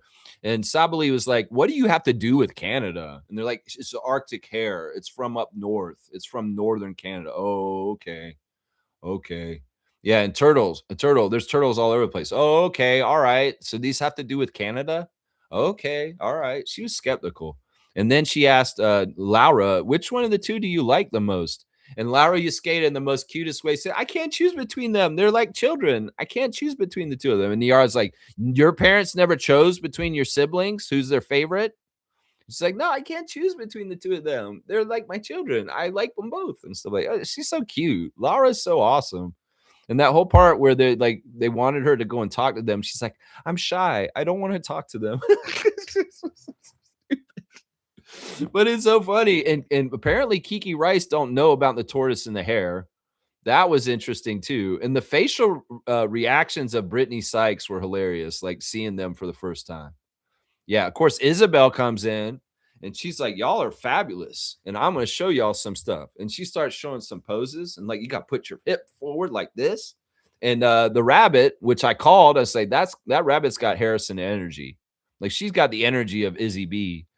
And I'm like, she's got that energy. She's like mimicking Isabel Harrison exactly with all the mannerisms and that stuff. And it was cool. It was very cool. These are important tempo moments. This is important content tempo. Seriously, if the show that y'all are making is anything as entertaining as that clip yesterday, y'all got gold. Seriously, because the personalities on this tempo team are really cool and interesting. I didn't realize Niara had such an accent. Like she has a real European accent when she talks sometimes. And yeah, the varied reactions of them and the I would say this mascots, you are new, you just started, but you better up your game because if you're not going to talk, you're going to need to be more expressive and doing things like and reacting to people like the Raptor does. The Raptor doesn't talk, but he can hold a conversation even though he doesn't talk, right? Even if he's kind of acting like he's talking or something like that. So y'all got to up this game, Des and Dot, as far as your nonverbal speech with your hands and your expressions and stuff like that, because you could be practicing this when people talk to you and say whatever. You've got to have some sort of reaction so you interact with them. Because I think that's the part that was creeping out Kia Nurse. It's like I'm trying to talk to them, but they don't say anything. It's like, well, keep talking to them. Maybe they'll start going like this or something like that. Even just like hand motions and reaction and stuff. I don't know. Des, Dot, we'll give you a chance. There's a lot of time. Well, I saw y'all running around at Rogers Arena last night in Vancouver in the background. So you started your mascot crowd work. Okay, this is good. We got to see what you can do. Seriously. Oh, but that clip is so good, y'all. Seriously, 10 out of 10 must watch for Tempo fans. If you have not watched the Tempo players meet the Toronto Tempo mascots clip that came out yesterday on the official Tempo YouTube channel, you need to go watch it today. It will make you laugh. It will make you smile. Expert edited sound effects in there. That one clip part where Kia Nurse cranes her head around the corner with the smoothie and she got and it was bing. That's hilarious that y'all did that. And I have so much respect and love for Kia Nurse at this point because she's like me. She's like real, no filter. She's like, why does the turtle have hair? So good. I'm glad she said something about that. I really hope that there are future designs for them that change a bit. Like I would change both the mascots just slightly. The ideas, the general premise of them is fine, but I would get rid of that hair on that turtle so fast because it don't make no sense and it makes the thing not look like a turtle. Like some of the reactions of the Tempo fans were coming in like, what the fuck is that? Like, what are you? I don't even know what you are. You can tell a bunny's a bunny, but you can't tell what Dez is. Seriously, completely. Right off the first look. And it was funny because like Niara came in and she said, Laura said, I don't know what the mascots are. It's like, this is a bunny. What do you mean you don't know what the mascots are, Yasketa? I don't know what they are, Niara. I looked at them, but I couldn't tell what they were. And then Niara comes into the snack room and says, why did Laura not know who you guys are? I'm just saying, we got to drop the hair. And why is Dez wearing a hockey jersey? Seriously, why is that? Why is that? I don't know. The design of Dez could be fudged a little bit.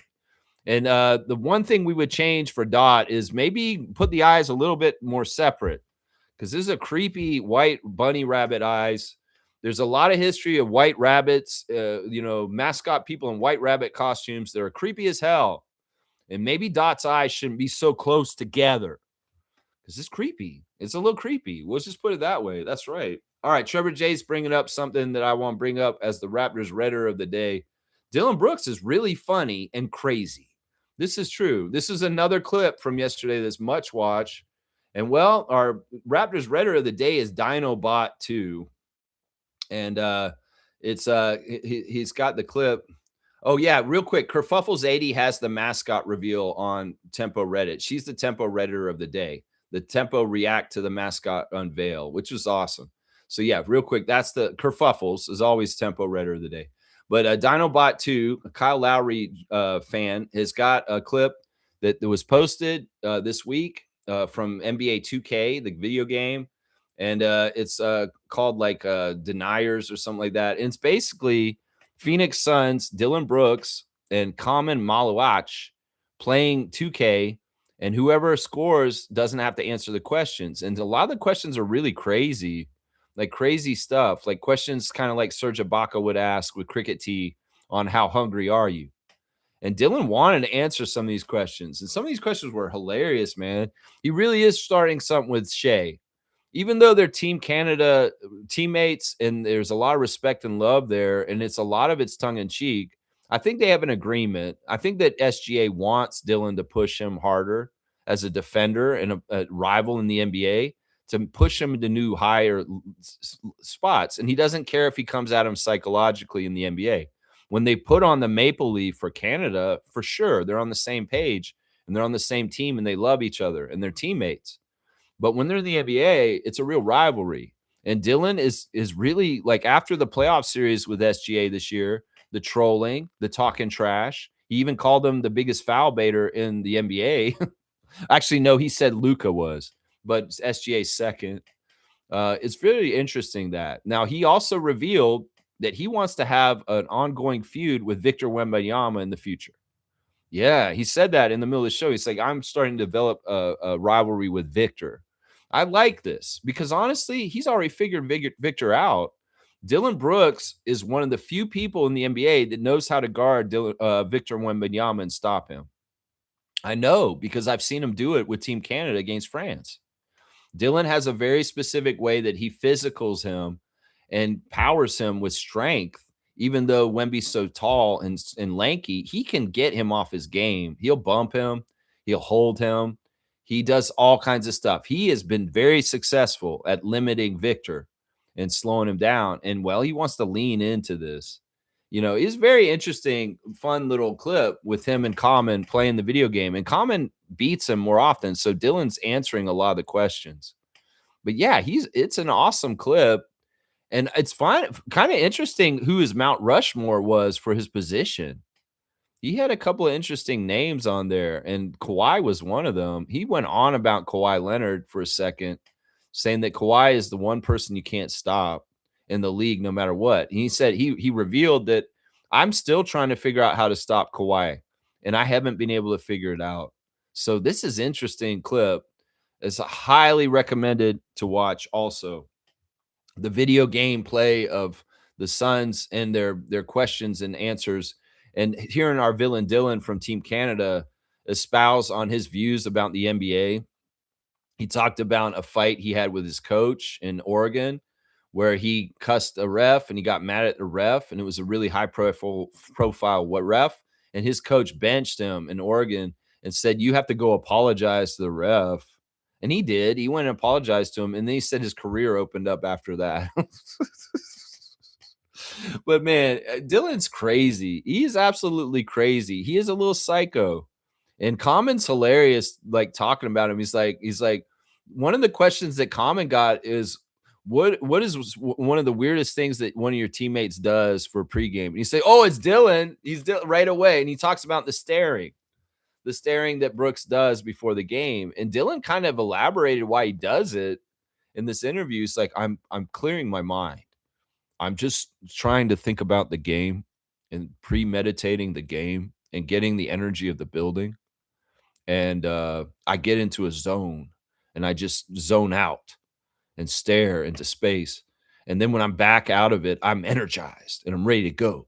You know, that was pretty cool to hear the method to the madness of Dylan Brooks's pre-game stare downs. It's all gold, man. And it's so funny. The rivalry with him and SGA is good and it's healthy because SGA likes people pushing him. But there is a lot of crazy trash talking between the two Canadians. And then his planned rivalry for Victor is very intriguing. And let me tell you, most people say that's not a matchup because Victor will kill Dylan. That's not true. Dylan Brooks has ate Victor Wembanyama's lunch defensively for a few years now on the down low, and people don't understand that. He is one of the few people that's actually figured out how to handle Victor in his early years so far. So if you watch them play each other, you'll see what I'm talking about. Dylan knows how to body him because I seen it Canada versus France, in international play in the last couple years. He's the only guy I've ever seen do anything with Victor correctly in some ways. So yeah, definitely check out this clip. Thank you to DinoBot2 for being the Raptors Raider of the day. Thank you, Trevor, for posting in our Discord also. And thank you to Kerfuffles for posting the Tempo react to the mascot unveil as the Tempo Raider of the day. Just really good clips, y'all. Check them out. Really, really good stuff. Yeah. Kiki was also really good. Yeah, Kiki's such a pro.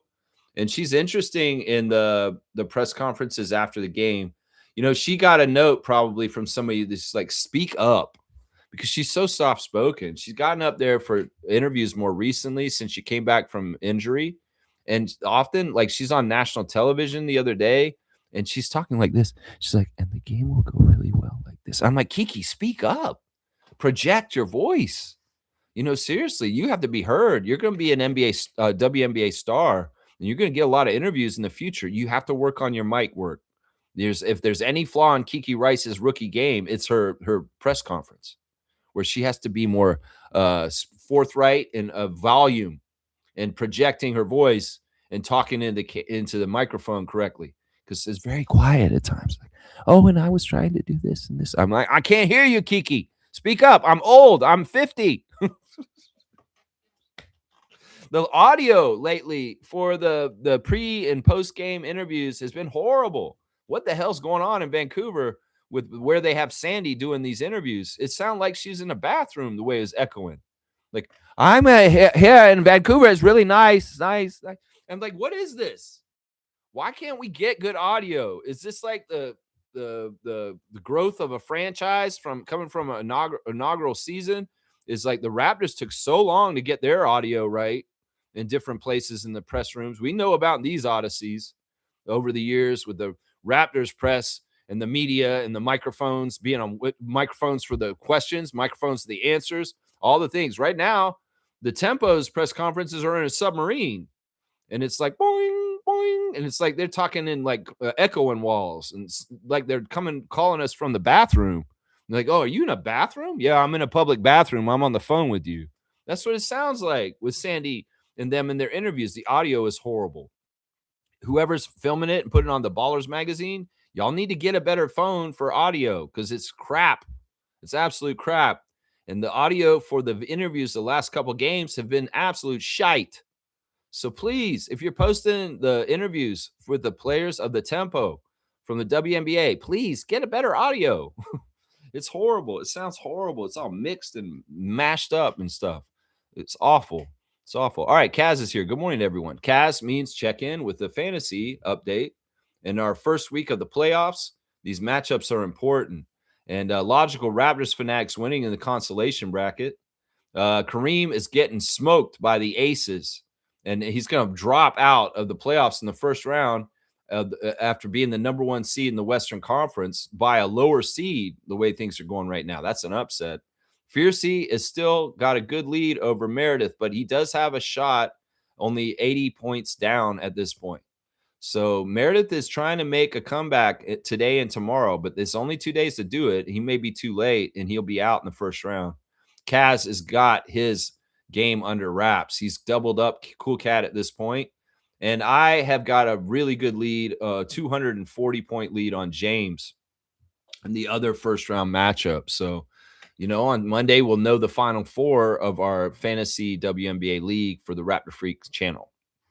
So, yeah, Kaz is in the driver's seat and is going to be winning his week for sure, it looks like. Fiercely saying this, not to be pessimistic about the W, but I think the refs helped us. Oh, yeah. They did. They gave us manufactured points by putting us on the line. Now, granted, the Portland Fire play very physical and fall all over you, and the fouls were there. It's just whether they want to call them or not. That's half of the problem, is that the refs will pick and choose when to blow the whistle. And, well, the whistle was in our favor last night. And I'm sure there was some sort of WNBA script writing last night. And it just so happened that the script wrote us to win this time. So I'm okay with it. I'm okay with it. We needed that win so badly. We really did. Yeah, Mr. Greg saying this. The beauty of basketball, though, is it is a marathon and not a sprint. So our slow start didn't hurt us. I mean, yeah, you meant beauty. Yeah, that's the way I read it. Yeah, I mean, it's 40 minutes in the WNBA, and you have to play all 40. And you never give up. There's been crazy games where teams come back from very crazy deficits because they get on a run. Basketball's a game of runs, and you get on one really good run, you get going. I really like the timeout that Sandy took in the fourth quarter when Bridget hit her shot and just cooled them off, because the Portland Fire were starting a run in the fourth quarter to steal the game back and win it. And Sandy killed it with a really well timed timeout in the fourth quarter. It absolutely was essential because they were starting to get their momentum again, the Fire, and things were starting to go good for them. We needed to stop that. And Sandy did a good job as a coach stopping it at that point. Yeah. Fiercely saying Enxler needed to adjust her, caused her to land awkwardly on Morrow. This is what she was saying last night. That she got knocked loose, her contacts, and they weren't even sure if her contacts were in her eyes and what she was doing. She's running around out there blind or something. So Fiercey's blaming her for Anissa Morrow's injury because she was out there running around without being able to see, and dangerous and chaotic. That may be true. I don't know. It may not be true too. Fiercey saying Montreal is a better basketball city than Vancouver. I agree. I think that in general, Fiercey, that Montreal's a better sports city for team sports and leagues. They lost the Expos a long time ago, and in some ways that's hurt. The Nordiques left that province. There's been teams that have come and gone, and Montreal wants more sports. They have, a great population there. They have a lot of European people that live there that love European sports and things like hockey and basketball, and so it makes sense. Like I've said, the next city in Canada that should be considered for the NBA is Montreal. It's not a revisit to Vancouver. It's not a team in Calgary. It's a team in Montreal. The Montreal's games in Raptors preseason, the games that Tempo just did, have proven that Montreal shows up over and over again for the NBA and the WNBA. So, yeah, and that's probably the evidence is in the numbers and the gates for those games compared to the other places that we go to with basketball up here in this country. That's right. Yeah. Let's see. We got Libo Gang Liate 1257. Thank you for subscribing to my channel. Let's see what you're saying here. The WNBA refs are horrible. I'm an indie fan, but my thoughts on the tempo is the injuries are a major factor for sure. And I appreciate you seeing that from the other side. However, the bright side is that now you know what you have on your bench, which isn't much. Yeah. Yeah. I mean, this is true. I mean, this is really like the Drake song, "Start from the bottom, now we're here." We're at the bottom right now, and we've got to move up. And well, that'll be the task for Monica Wright Rogers, our GM, and improving our talent level and our players overall. I mean, how are we going to compete with teams that have been building their teams for years already and have a nice nucleus, have nucleuses that have been playing together for a while? I mean, with your team, the Fever, you've got three very strong all-stars that started the all-star game, right? Didn't they? Or they were on the three all-stars on the team with Kelsey, Caitlin, and Aaliyah. And then you've got great role players around them, people like Sophie and Lexi and the rest of them. So that's what we're starting with is building blocks, and it didn't help that we've had a crazy amount of injuries this year. And Sandy Brondello has not been able to garner chemistry or build an identity even for this team. We didn't really get an identity this year. We may have had one early in the season a little bit when we were a 500 team in the first month in May. But since Slim went down and Kiki went down, our identity went out the window, and we were just trying to keep our head above water. And, it's been very frustrating for Coach Brondello. It's very, very frustrating. And we had a lot of potential if we were healthy. But alas, we'll never know because the health outcomes did not go in our favor this year. And we've had way too many DMPs. But your bright side of it, seeing the bench more, getting more of a look at Bankole and Key. Yeah. Yeah, I appreciate your insight. And we like hearing from other fan nations. We definitely get very homerish and self-centered and thinking about our team. And sometimes we can be unrealistic. So it's good to be tethered to other opinions around the league by fans from other fan nations. So I appreciate your presence here this morning. I do. Lebo's saying this: Izzy Kiki wanted that win, but when then you look around and there's nobody else. Tempo needs a couple of dogs on the bench, the kind that don't want to lose. Yeah, Morrow is one of those pieces. I think long term she's like that. I think, like I said earlier, we've been playing players as starters a lot this year that ideally would be rotation players off the bench, kind of players that would come in and do certain specific jobs, but not have to be relied upon to score a lot and be starters. So yeah, there's been that. This is classic. This is basketball. This kind of stuff happens. And, if you don't have an identity because you can't keep the team healthy on the court, well, how are you going to be competing, especially in a league with teams that have franchises that have been building for years? They have identities, and they're at this point in the season gearing up for the playoffs and honing their craft and being as good as possible as they can be to be ready for the postseason. Meanwhile, we're still just trying to figure out who the hell we are. It's tough. It is tough. Yeah. Let's see. Astral from afar. Astral from afar. Interesting name. I like that. Kiki made winning plays that didn't show up in the box score, like the tip to Julie in the fourth. Yes. Yes. I mean, that's the thing. There's intangibles. Like I said, the winning pedigrees of some of these players really shone through in the last quarter to hold off the fire and still land the plane with the W. There's experience in Rice from UCLA. There's experience in Alamont from Fenerbahce and Belgian national team where there's success and they understand what it takes to win, even if they haven't won a whole lot this year on the tempo. So, yeah, that really showed up. And I agree. There was some players that did a lot that won't show stuff in the box score. I think Bencole, Yescada, and Rice and Harrison all had huge contributions that weren't all totally captured in the box score for sure. Thank you for the comment and the subscription. And I hope to see your comments more. Trevor's saying this: Victor grew 2 inches more this offseason to 7'7". Yeah, all right. I don't believe this bullshit. Come on now, Trevor. None of the NBA heights are actually ever true. I'm just going to put it that way. Let's think about the whole odyssey of Scotty Barnes and how tall he is and how much we've argued about this over the last 5 years. They initially said Scott was 6'7", but does he look 6'7" when he's out there standing next to Joel Embiid? No, he doesn't. They lie. In some ways, the NBA is like the WWE. They will enhance some people's heights and decrease some people's heights.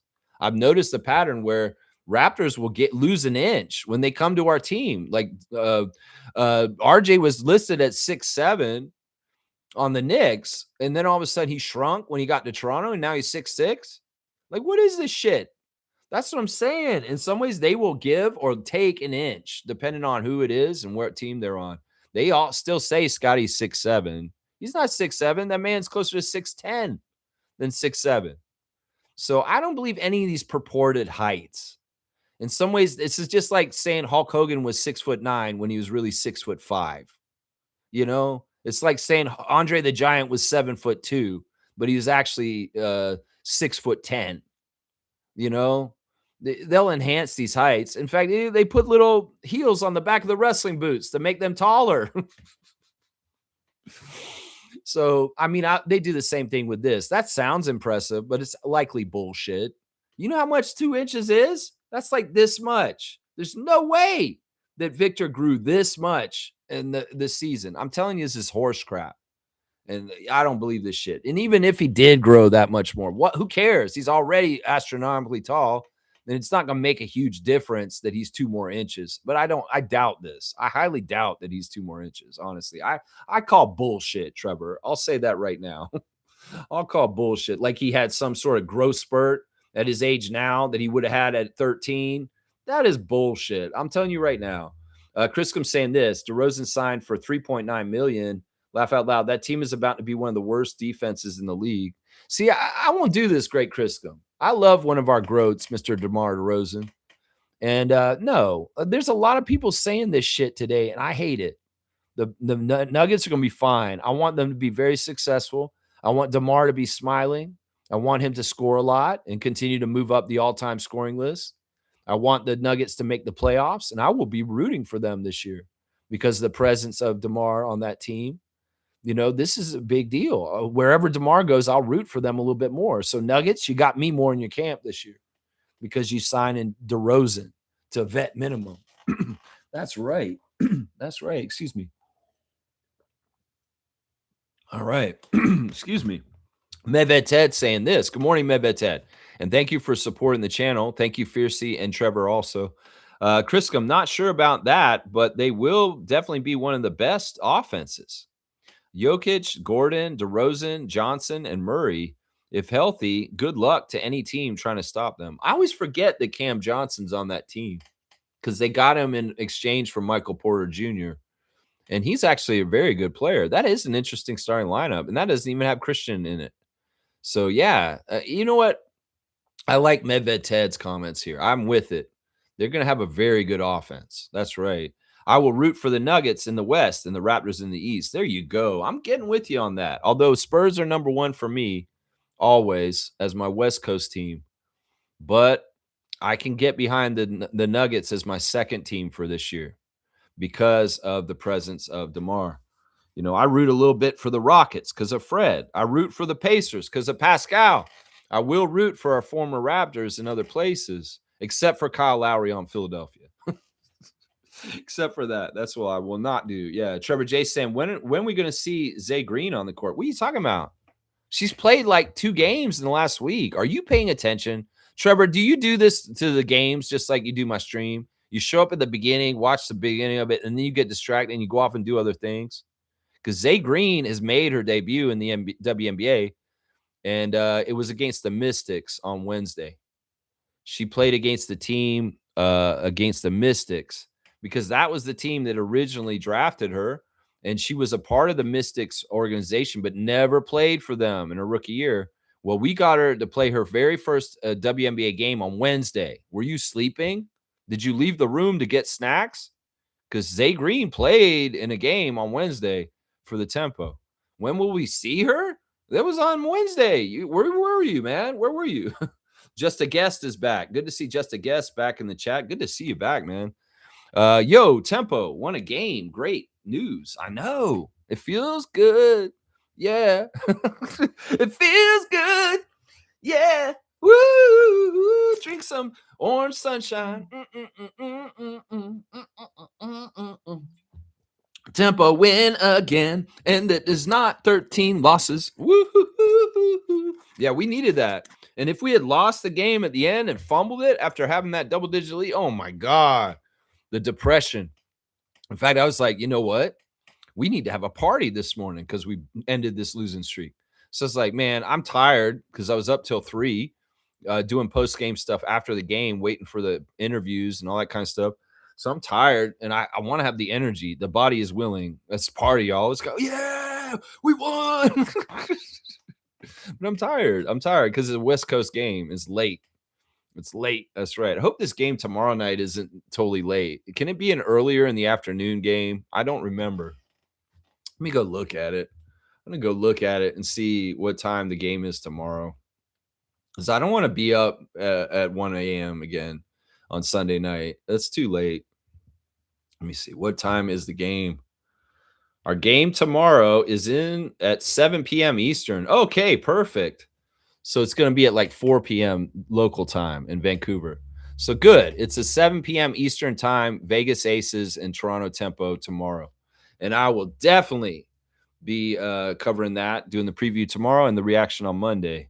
Yeah, that's good stuff. Chris comes saying, Medved Ted, laugh out loud. What do you mean? You're not sure about that? You said nothing about the defense and just talked about offense. I don't disagree with one of the best offenses, but talk about their defense. Well, you don't know that yet, Criscom. Seriously, you can't say that for sure. You're going to say they have one of the worst defenses in the league? Well, let's wait and see. In some ways, come on now. We're not going to shade a GROAT like Kyle Lowry or DeMar DeRozan. You don't want to shade these people. These are our greatest Raptors of all time. And even if DeMar has a certain tag on his bag about him and his defensive side, doesn't mean on the Raptors Freak channel that we're coming in to point out all the warts and the lumps and all the negatives. No, we celebrate him and let's talk him up. Let's not talk him down. And I appreciate Medved for looking on the bright side of things and saying, well, that offense is going to be awesome. And in some ways, shush. Let Denver be who they're going to be. And hopefully they will have a decent defense. And I want them to be in the playoffs. That's what I want. That's what I want. Yeah, Smooth saying this. Nuggets will be 6 in the West. DeMar has a great center to play with. I like this prediction by Reggie. And it seems very plausible. I think that they'll be in the playoffs, maybe, but isn't that's the last team in the playoffs. 6 is not in the play-in. Yeah, that's a good spot. And the West is very competitive. To land in that spot will be very hard because it's a deep conference and the Western Conference is extremely competitive. I'll bet you that the Nuggets are better than the Clippers for sure. They could be better than the Rockets possibly. I don't know. We'll just have to see. It's hard to know every year where teams exactly are in the hierarchy because there's so much shuffling up of players moving and movement in the off season. You really do need to see the new fits and the chemistry and how people actually come in and meld. And if it doesn't happen, a lot of teams could be worse than we think. And if it does happen really well and serendipity, then, a lot of teams could be better than we think. So it really is until they show up and we see it in practice and see what happens on the court. Yeah, I like Reggie's prediction that it'll be around 6 in the Western Conference. That makes a lot of sense to me. I would get behind that opinion right there. G saying this Portland was fouling like crazy, though. I called it the drape defense. They were draping themselves over us. WNBA is trying to implement freedom of movement rules. So draping on people is something they don't want. Yeah. Yeah. Yeah. This makes sense. And I mean, but like I said, to anybody else, if I'm going to call this out the other way against us, I can call it when it happens for us. And having almost twice as many free throw attempts as the other team, that is a favor for us. And it's nice. But I like G coming in as the defense lawyer and giving us, well, exhibit A, Raptors freak. Look at this. The WNBA does not want draping defense. They want freedom of movement. So I say to the court, it's like he's a defense attorney. He came in and well, I'm listening and I agree with you too. I do. So we're saying this Canada matching tariffs dollar for dollar. Yeah. Once again, tariffs don't hurt us. Tariffs hurt the American people. Tariffs got passed down in taxes on goods at the grocery store and gas prices. That's where tariffs show up. The tariffs, that money, what happens is people that import and companies, they don't ever want to pay the extra stuff. If they have losses, as shown with the coronavirus, when they lost a bunch of money because everything shut down, they try to recoup those losses by gouging everybody afterwards because all they care about is bottom lines and yearly reports and quarterly reports and shit like that and showing profits. And well, during the 2020 pandemic, they lost a bunch of money and then they came and gouged us afterwards with prices to make us pay for it afterwards to make up for the losses of the shutdown. So once again, these companies are not going to pay for any of these tariffs. It gets passed down to the consumer. So what happens is he puts these tariffs on people, the prices go up, the companies make their prices go up, and the consumer pays more. So it hurts the American people even more than they're already being hurt. So every time he threatens tariffs on other countries, American people should be basically taking it as he's threatening us with having to pay more at the grocery store. He's threatening us with having our taxes raised on us, that we have to pay more for everything in our life, more than we had to pay even last week. That's what it is. In some ways, look, a lot of the Canadian companies up here are doing better because we have shifted our economic power towards supporting them. And that by theory means, you know what? They can hire more people. They can build more facilities. They can expand their businesses because they're getting more business, a bigger slice of the pie, some of the business that would have gone to American companies. And that's good for increasing jobs. But also because they're getting more business, their prices can stay the same. A lot of the American goods down south have gone up like crazy. A lot of the Canadian goods up here have stayed static and stayed pretty good for the most part. Like the inflation rates that are happening in the United States are way crazier than here. In fact, my parents told me, they just came up to visit, that the prices in the grocery store in Atlanta are actually higher than the Canadian prices in the grocery store right now.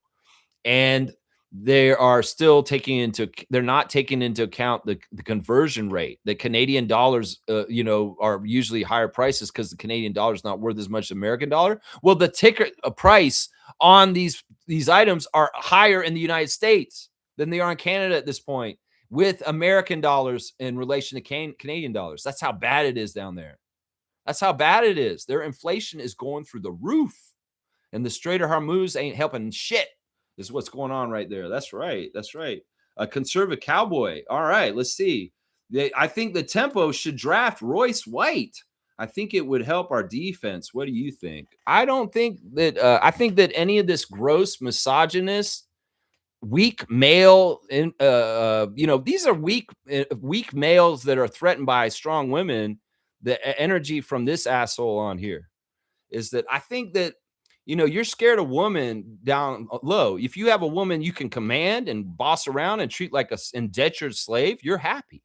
But any strong, independent woman that thinks for herself and can see that you're an asshole and a sorry piece of shit, you're threatened by them.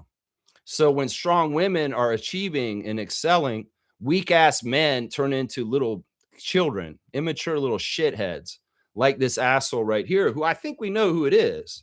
So we'll go ahead and say hasta la vista, baby, because we ain't got no time for misogyny on this channel.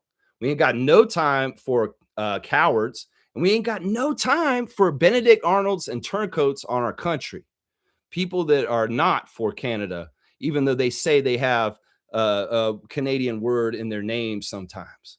So yeah, hasta la vista, get the fuck out, and we ain't got no time for this bullshit kind of energy. That's what I'll say right there. All right, let's see. G's saying this. It is crazy how the refs can make or break a game. Way too much power. You are right. They don't always make the calls, even if they are the correct ones. Yeah, it's a pick and choose. One of the things that I've noticed recently with referees is sometimes it's the frequency. Like, I think they really do this. Like, ref crews ahead of time before the game will say, we're going to call every third foul for the tempo, and we're going to call every other foul for the other team. Like, they'll literally count in their head and they'll say, okay, that's a foul, but we're not calling that one. That's a foul. We're not going to call that one, but the third one we will call. But they'll do it in different frequencies, like I just said. It may be every other one for one team and every third one for the other team. I think they do that, seriously. And they actually literally count in their heads, okay, that's a foul, but I'm not calling this one. That's a foul, and I'm not calling this one. That could be possibly one of the things they do. I could see it. Coach Cool Cat's here. Good morning, Cool Cat, one of the greatest Raptor freaks ever. Somebody we love, and we wish good energy and positive love all the time. And anything that she's facing and what she's got to deal with, in all kinds of aspects in her life, professionally, personally, in every kind of way. We love you, Coach Cool Cat. Good morning, Raptor Freak family. Another late night game that was worth it. I know. Oh my gosh, you're gonna make me stay up. My dad stayed up and watched the game last night, which is kind of crazy because like they were out and about all day yesterday, driving and going all over the place. And I thought they'd be exhausted when they came back, but he was hyped. He wanted to watch the game with me, and I'm really happy he did. It was a nice moment to share with him and a nice time to watch the game with him and see the victory. And yeah, we were on the edge of our seat at the end because it was really tense. And in fact, I was kind of getting all crazy and a little stressed out. I was like, don't move. No, don't get up. Don't go to, no, we need you to just stay here. I get superstitious, especially when a game is that tight and kind of, we could lose. We're walking that tightrope and we could fall in the net. Yikes. Cool Cat saying, congrats, Tempo. The grit and grind, W. Kiki Rice sure looking like that college champ. Skills carried to the WNBA. Due to injuries, we see different combinations of players on the court. Yeah.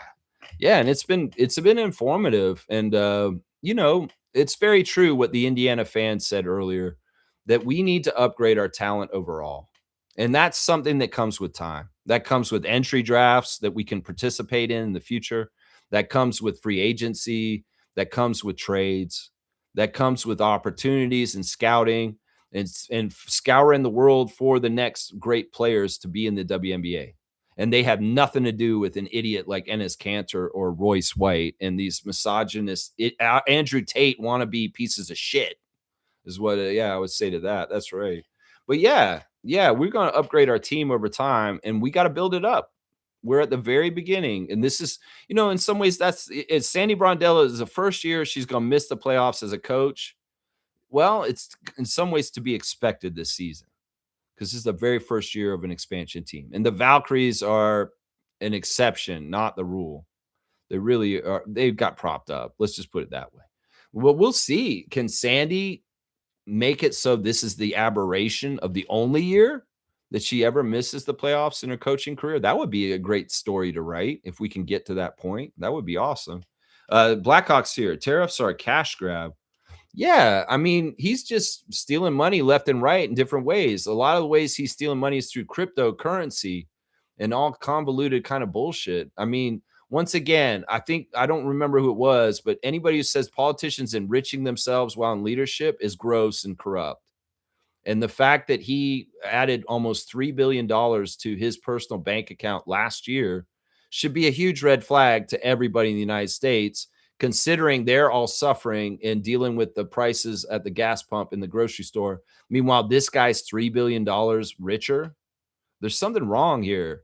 And people, the government's not working for y'all. The government's stealing from y'all. The government is robbing you of your future, robbing you of your money, robbing you of your wildlife and your endangered species and your environment, robbing your children of education, robbing your people of freedom.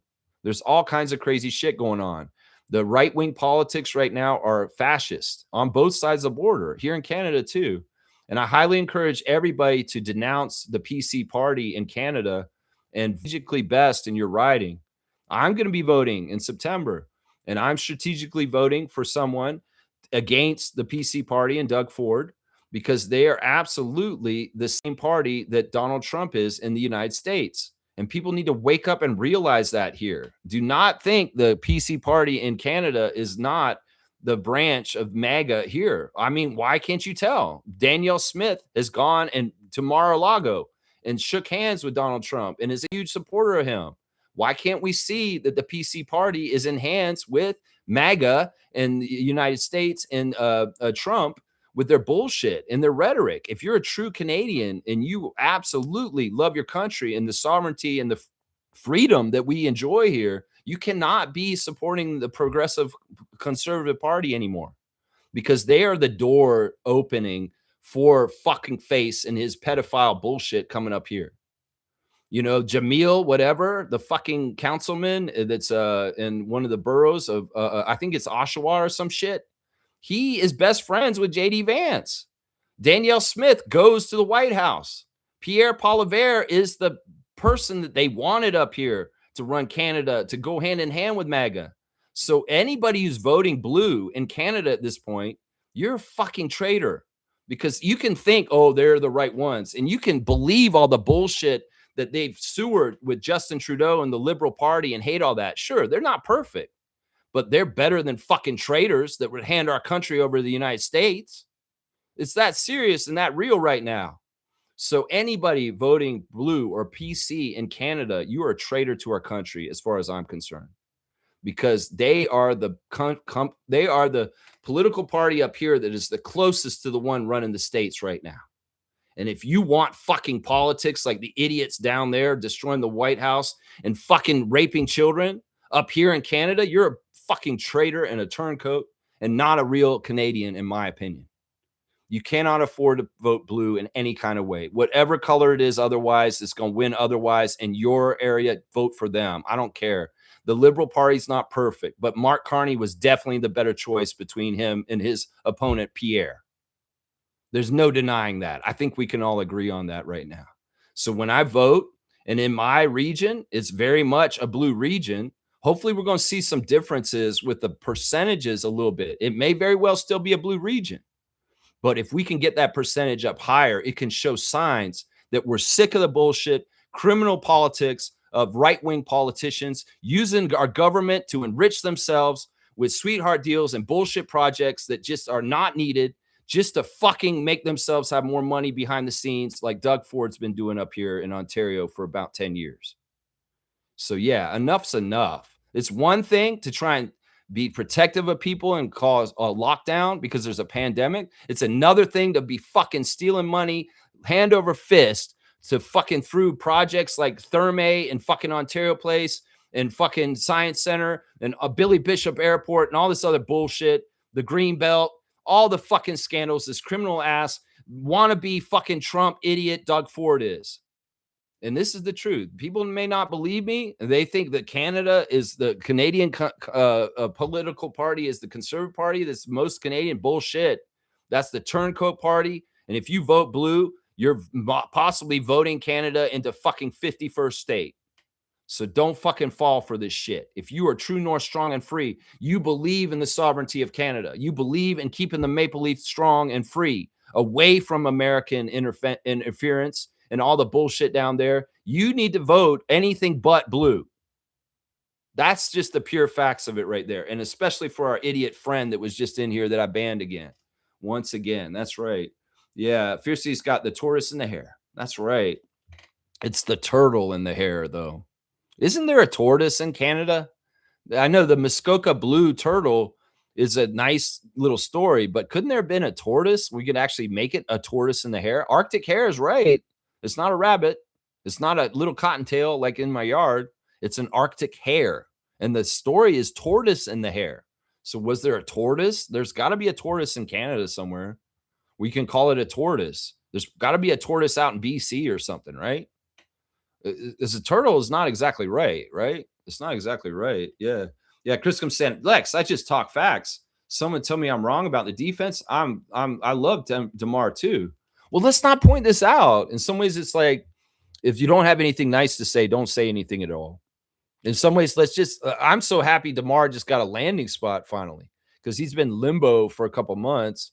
I'm happy that this has happened because we can stop all the bullshit with Raptors Nation over talking about DeMar DeRozan returning to Toronto, which was never realistic in the first place. And I've been saying this for 2 months. And I've been sick and tired of talking about DeMar to Toronto every time everybody brought it up. And now some of the fans are like, oh, man, I wish it had been us. I'm like, no, you don't, because you don't understand how that would have been. And it wouldn't have worked. And, I get it. You're a fan of his, but I'm saying, why point this out? Let's talk about the great stuff. Let's talk about him playing with Jokic and how he gets to play with one of the greats ever play the game. Let's talk about him being beside Jamal Murray and Jamal Murray getting to play with a childhood hero of his that played for the Toronto Raptors, his team and his market. And he went to games as a kid at Air Canada Center and saw DeMar DeRozan play for the Raptors. And now he gets to play next to him. Let's talk about stuff like that. Sure, you might be right that the defense is going to be bad in Denver, but who cares? In some ways, the deal's done. We love DeMar, and let's root for the Nuggets, even if their defense is bad. It's kind of like the tempo. We got to root for the team, even though the defense is bad. I love you, Criscom. Please, if my comments rubbed you the wrong way, it's just basically I don't like dissing DeMar in any kind of way. But this is an ugly truth. There is a lot of truth to what you're saying. You're right. You're right. Seymour saying, Lex, I sent you the clip of Kawhi talking about OG, Pascal, and Fred. You sent it to me. Did you send it to me on Facebook? Because I don't use Facebook anymore. Did you know that? Did you know that I'm not really on Facebook anymore? And if you send me stuff on Facebook, I'm likely not to see it. I'm going to tell you right now. I don't go on Facebook at all. I'm really stopped like kind of going in there and checking anything, like even messages from people that are sent to me. So maybe I'll go and look for it today, Seymour, just because you told me. But like I said, that's not the place to get me anymore. If you guys want to get me, it's on the Discord or, I guess here. If you have my phone, you can text me. I guess that's another way. Let's see. Blackhawk saying this. The first set of tariffs he implemented was deemed illegal and the money was never returned. Yeah, I don't know why y'all are bringing this up. I blame Isaac. He started it off with his first political comment, and now Neil is carrying that baton. I don't want to talk about this shit. I've very much just spoke my piece of mind on the tariffs, the rapists, the Conservative Party of Canada, and all this stuff just now. And in some ways, we don't need to beat this to death. In some ways, I don't even want to talk about this anymore. because the less I talk about politics on this channel, the happier I am. I will talk about it. I don't mind giving my opinion on things. I'm not afraid to, but also at the same time, we don't need to talk about this too much. I don't really care, but it's true. There was a court that deemed them unlawful and not just. You know, it's a ploy. It's a bullshit thing. It's a guy trying to be a tough guy who really isn't a tough guy, and he's making some sort of boogeyman thing. Oh, I'll put tariffs on your country if you don't do what we want. Fuck you. It doesn't matter. The guy is such a bully and an idiot that he's worsening the the standing of the United States in the world as far as looked at as a powerful country. Literally, he's making them look weaker and weaker as this Iran war goes on. Literally, he makes them look so much more weaker because he spent a whole bunch of their missile stockpile and they are weaker because of that. There's all these stories about the military being in bad shape and the carriers because they've been out there for so long. And military crewmen are complaining to their families that they have no food, they have this. It's disgusting on this airplane carrier. There's all kinds of shit going on, and he's making the U.S. look weaker and weaker around the world. He's weakened them by distancing them from their allies. He's weakening them from the respect and the that we most people had for US as far as their ideals of democracy and freedom.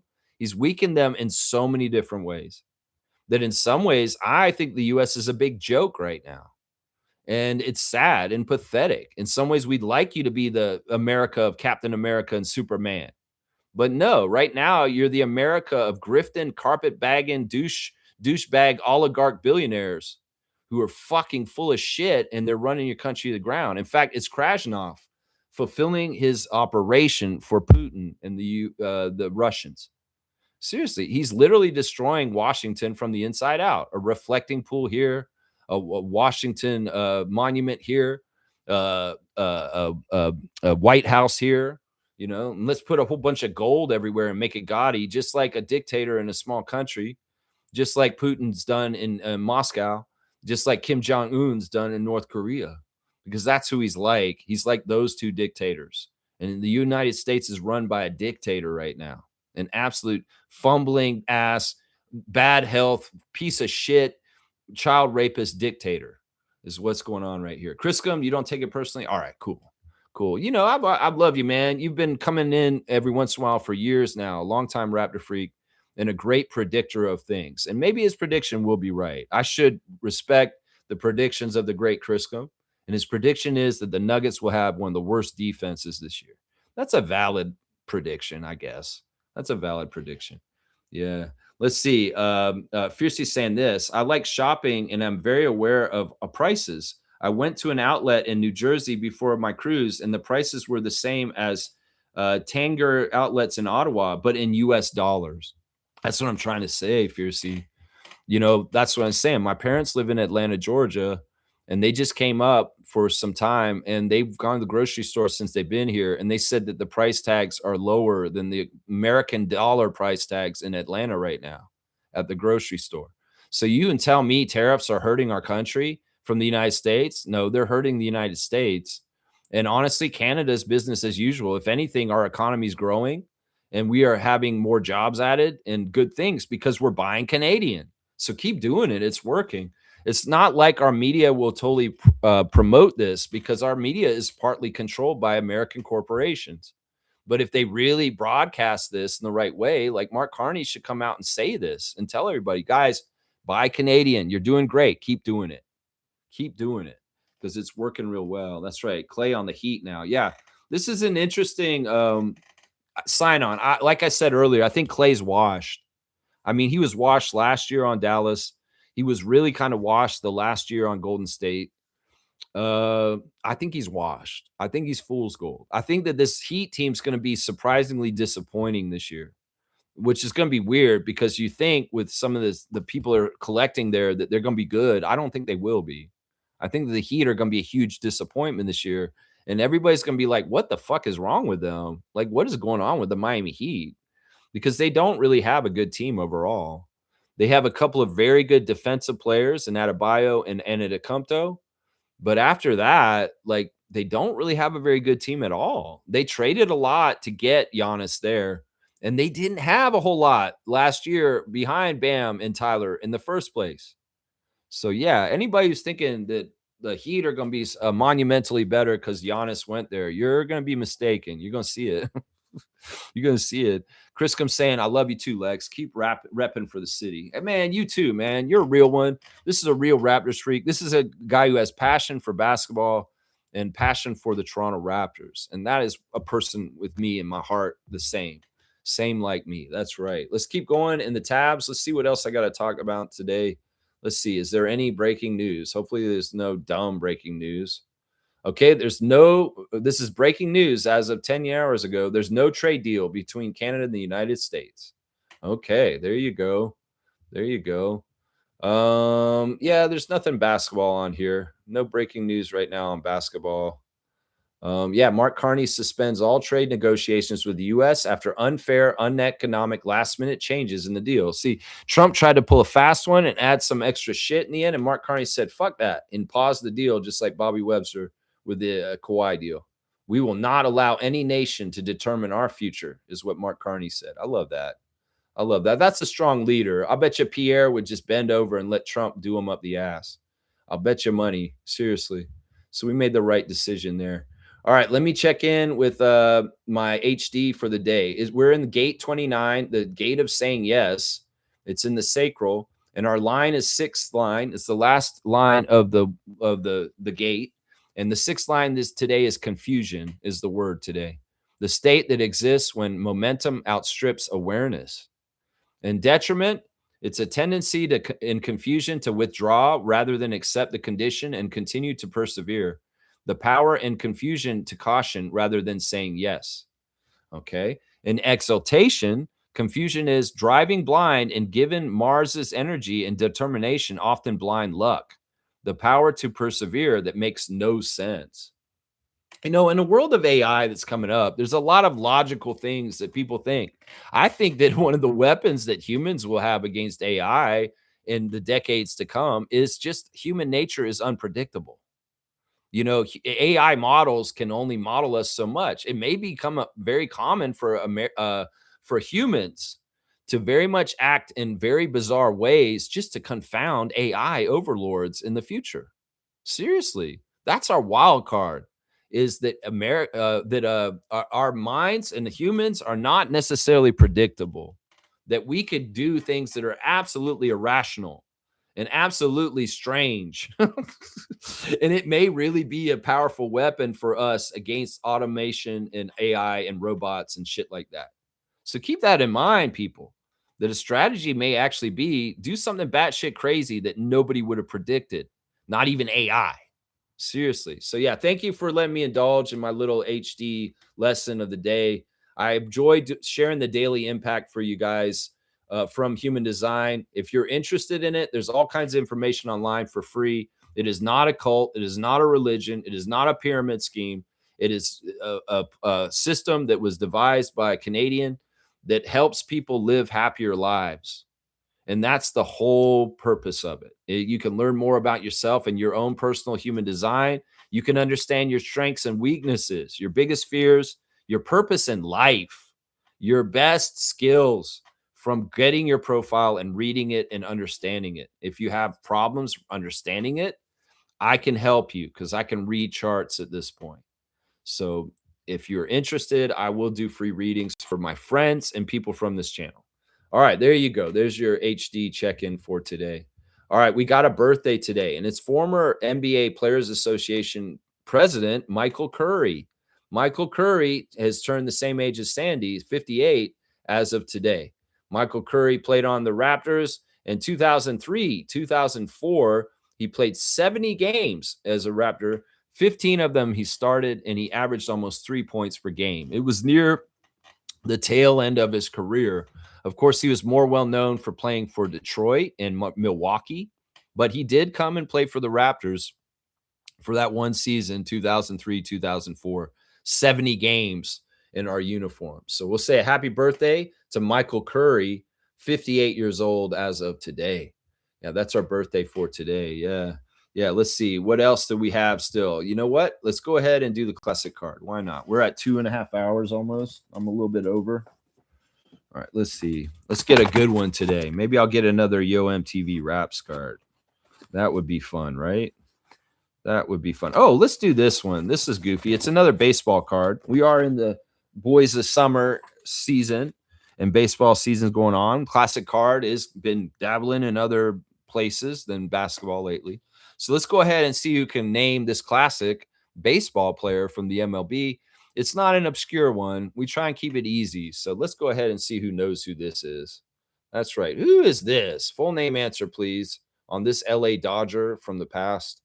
If you can write their name in, you'll get the classic card points for today and get up the Raptor Freak trivia standings for knowing this. There we go. Isaac's on it. He does know who this former Dodgers ace is. Forget about Otani. Do you know about Oral? Moral Oral Hershiser. That's right, Hershiser. What a crazy name, too. Look at that MVP card. He looks like a real MVP with that face right there. Like, I'm an MVP. He's thinking about his next 10 pitches for his next start, is what he's thinking about right there. Look at this. Oral Leonard Hershiser, Pasadena, California. Born in Buffalo, though, and moved to California. I don't blame him. You guys remember Valenzuela? Francisco Valenzuela? All right, I'm going to give you 100 points for Oral because I feel like he's somewhat of a pretty well-known player, right? He's pretty well-known. But it's Isaac Campbell getting on the board with the Oral Hershiser card today. That's pretty cool. Hershiser. I don't care if I spelled it right. Just write it in. 100 points for Isaac Campbell on the classic card of the day. MLB great Oral Hershiser. That's so crazy. Yeah, we've had some pretty big names in baseball the last couple weeks. Dave Stewart, Ozzie Smith, Don Mattingly, Reggie Jackson.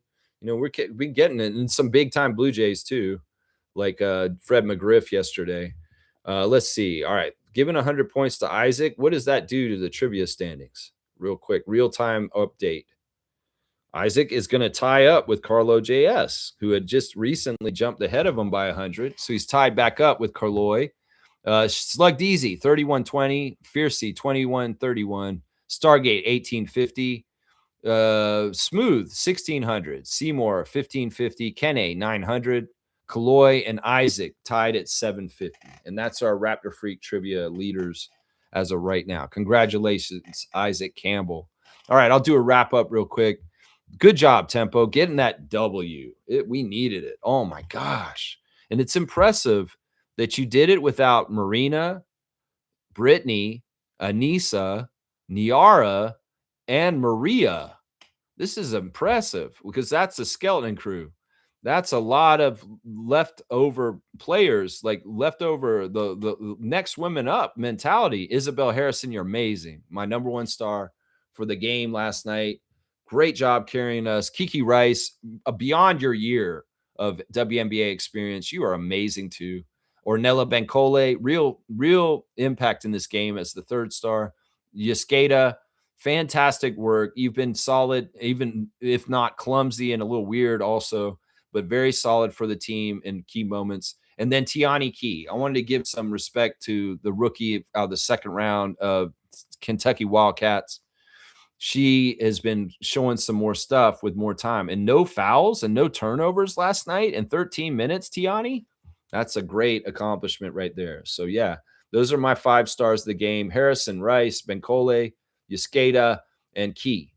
And, yeah, we needed that win so bad just to stop the L train, keep going down the track. We did not need any more L's. And now that we've stopped it, whew, we can kind of enjoy the rest of the season, win or lose. The pressure of that losing streak was really bugging me. And now it's off.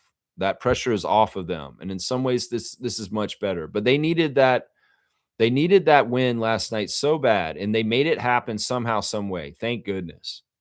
Thank goodness. No sweep by the Portland Fire. We may have got swept by a lot of other teams this year, but not by the Portland Fire. Thank goodness. So tomorrow we'll have a game against Las Vegas Aces and Asia Wilson. And I'll have the preview for that, the latest lineup news. Let's see if we'll get an update on Morrow and Sykes and see if maybe Mabry is ready to come back all of a sudden because people are gone. I don't know. We'll have the latest lineup news and injury report in the morning, along with the ref crew, so I can go over and tell you who the refs are too. Tomorrow, 9:30 a.m., Sunday morning. Every single day for almost 5 years straight. In fact, our birthday is going to be coming up next month in September. We will be having the Raptor Freak 5-year birthday party on this channel next month and sometime in September. All right, y'all. Love you guys. Let's go tempo. That's right. Do the right thing and don't support child rapists and turncoats that would hand over the country of Canada to the United States. No, we need to keep our country strong, true north, strong and free. That's right. All right. I love you guys. I'll see y'all tomorrow for the Aces preview show at 9:30 a.m. tomorrow. Let's go.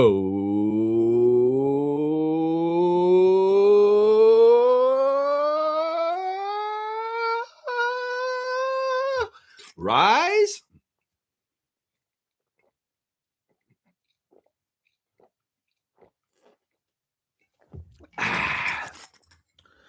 Go